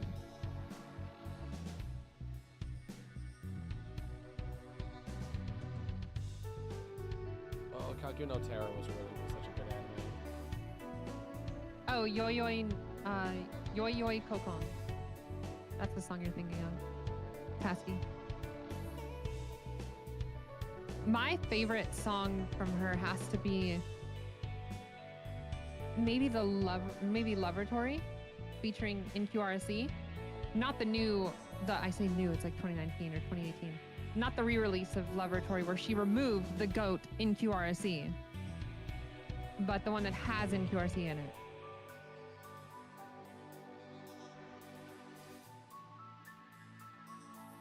Or it would have to be probably that one that played, Shinkaron. Think Alone. Or Utena. Utena is really good too. Even most of the time, I'm not really stuck with old stuff. I miss a bit of the 90s style anime, which were a lot more sinister, like Jinro. I remember Jinro. Ghost in the Shell, Akira. And so, yeah, that's true. Hi, Trash Panda. Welcome. I'm sure it'll come back to me later. Date at some this. point. Honestly, we haven't been dating in the first place. We've been fucking talking instead of dating the fucking elder to being. Which, speaking of, I actually do need to start heading out to pick up my kid from daycare. Oh my god, yeah, it is 4:30. It is Holy shit. It is already God damn, 4:30. It is We got 4:30 for you. Holy distracted. fuck, dude. We just keep fucking talking. Yo, welcome to the Totally Not podcast where we now officially play 0% of the video game while we talk about things.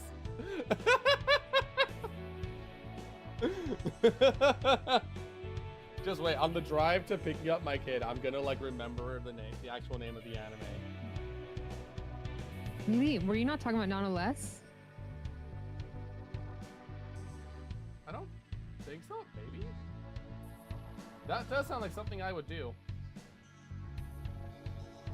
Not Nana Less. Who am I thinking of? It, now. Now? Now? No, it's not. They're called Nano. I'm looking up this I don't remember if this being the correct song. Fragments of Memory?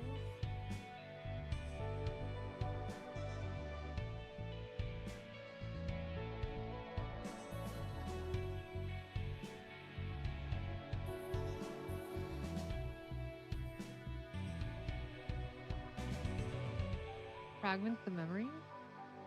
That's the song name.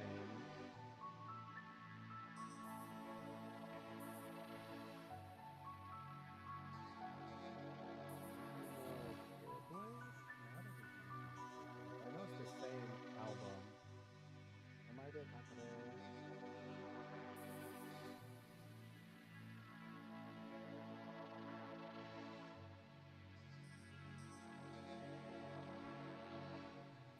Fragments of Memories is a Vocaloid song that she did a cover of. Yeah. I know it's something in that album that was in an anime, but I can't remember which anime it was. But I know definitely does not thin it down.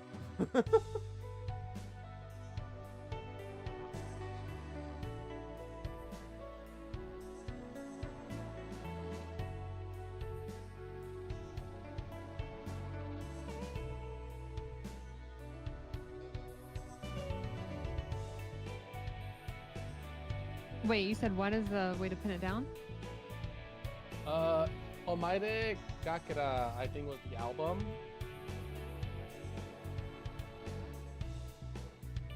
Omoide Kakura? That's Fragments of Memory. I know there's an album that she has that like looks like this. Or is it Manual? No, not Manual. That's a website.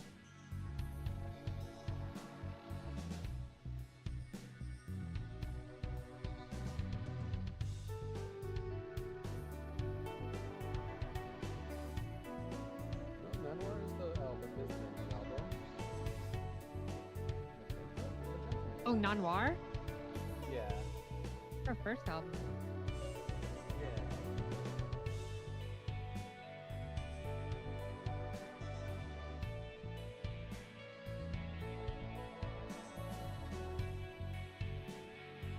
Magenta, Beautiful Ground, Dive in Your Eyes, and Empty Shell are the only songs on there that aren't covered.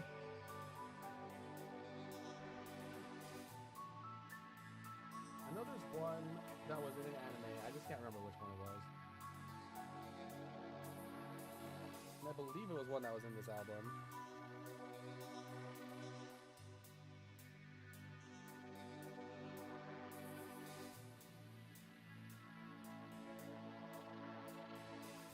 Regardless, I'm gonna need to find someone to Let me rate. find it. Are you planning to stay live or are you? I'm gonna be ending.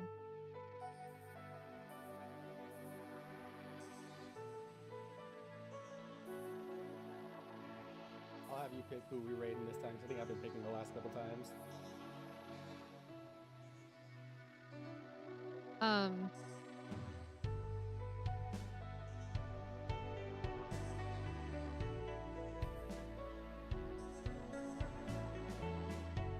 I got so distracted looking at the actual anime she's done.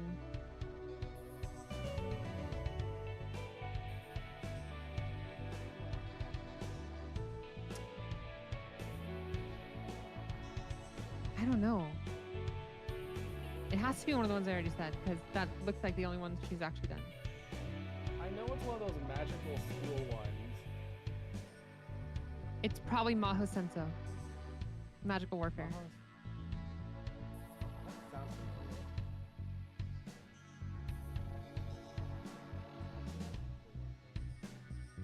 I'm thinking it's this one. Because there's one that just has these really bad time jumps that, like, I don't know, it rubbed me the wrong way because it seemed like the character just gets stronger all of a sudden. And there was no And this real was like payoff back in how it like happened. 2010s, right? Yeah. I think it might be Maho Senso. I think that might just be. It has to be. I'm literally not finding anything else that has like a magical school. That has to be it. All right, let's find someone right. Yes.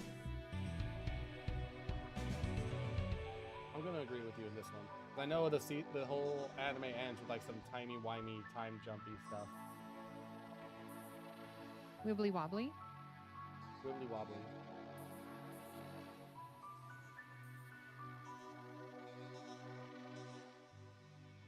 Now, whether he went to the future or the past, I cannot remember. But it was something that happened. There was some sort of time travel thing that I think just really, like, I thought was off-putting about it.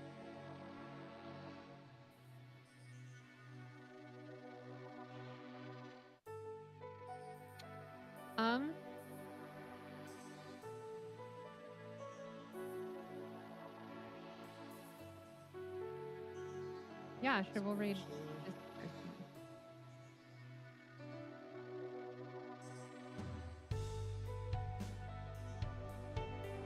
Let me send the name.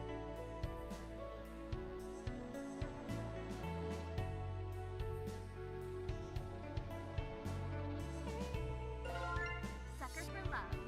Date.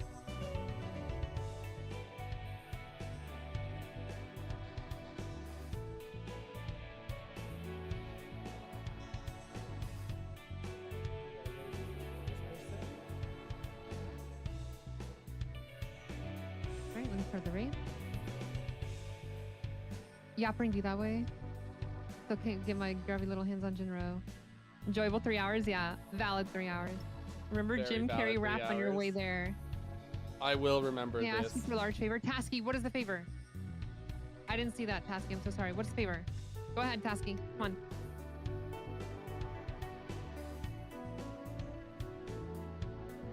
You can eventually try to get Puppet back to Spotify, but just couldn't find the motivation to do so. Yeah, I know. It's just been defeating whenever, like, I got it removed because someone else decided to put it in a fucking bot playlist. That, like, really makes me feel defeated because it's like, how do I not know they're just going to do it again? And then I'm going to have to pay more money of my own to put it back up there. Yeah, that is fair. All right, my fellows. I hope you guys enjoyed yourselves with the Totally Not podcast, where we talk about things for almost 100% of the VOD and possibly play video games later. Next week, we'll see if we actually get some gameplay Hopefully done. you play a video game. Oh, we'll see what happens. Hope you guys enjoy yourselves. Thank you guys for watching. Until next time, hasta luego. Bye-bye. Bye-bye, guys. Love you guys. And yes, it costs money to put it back up. But I will see you guys later. I should be live later tonight with Hono. Bye-bye. I love you all.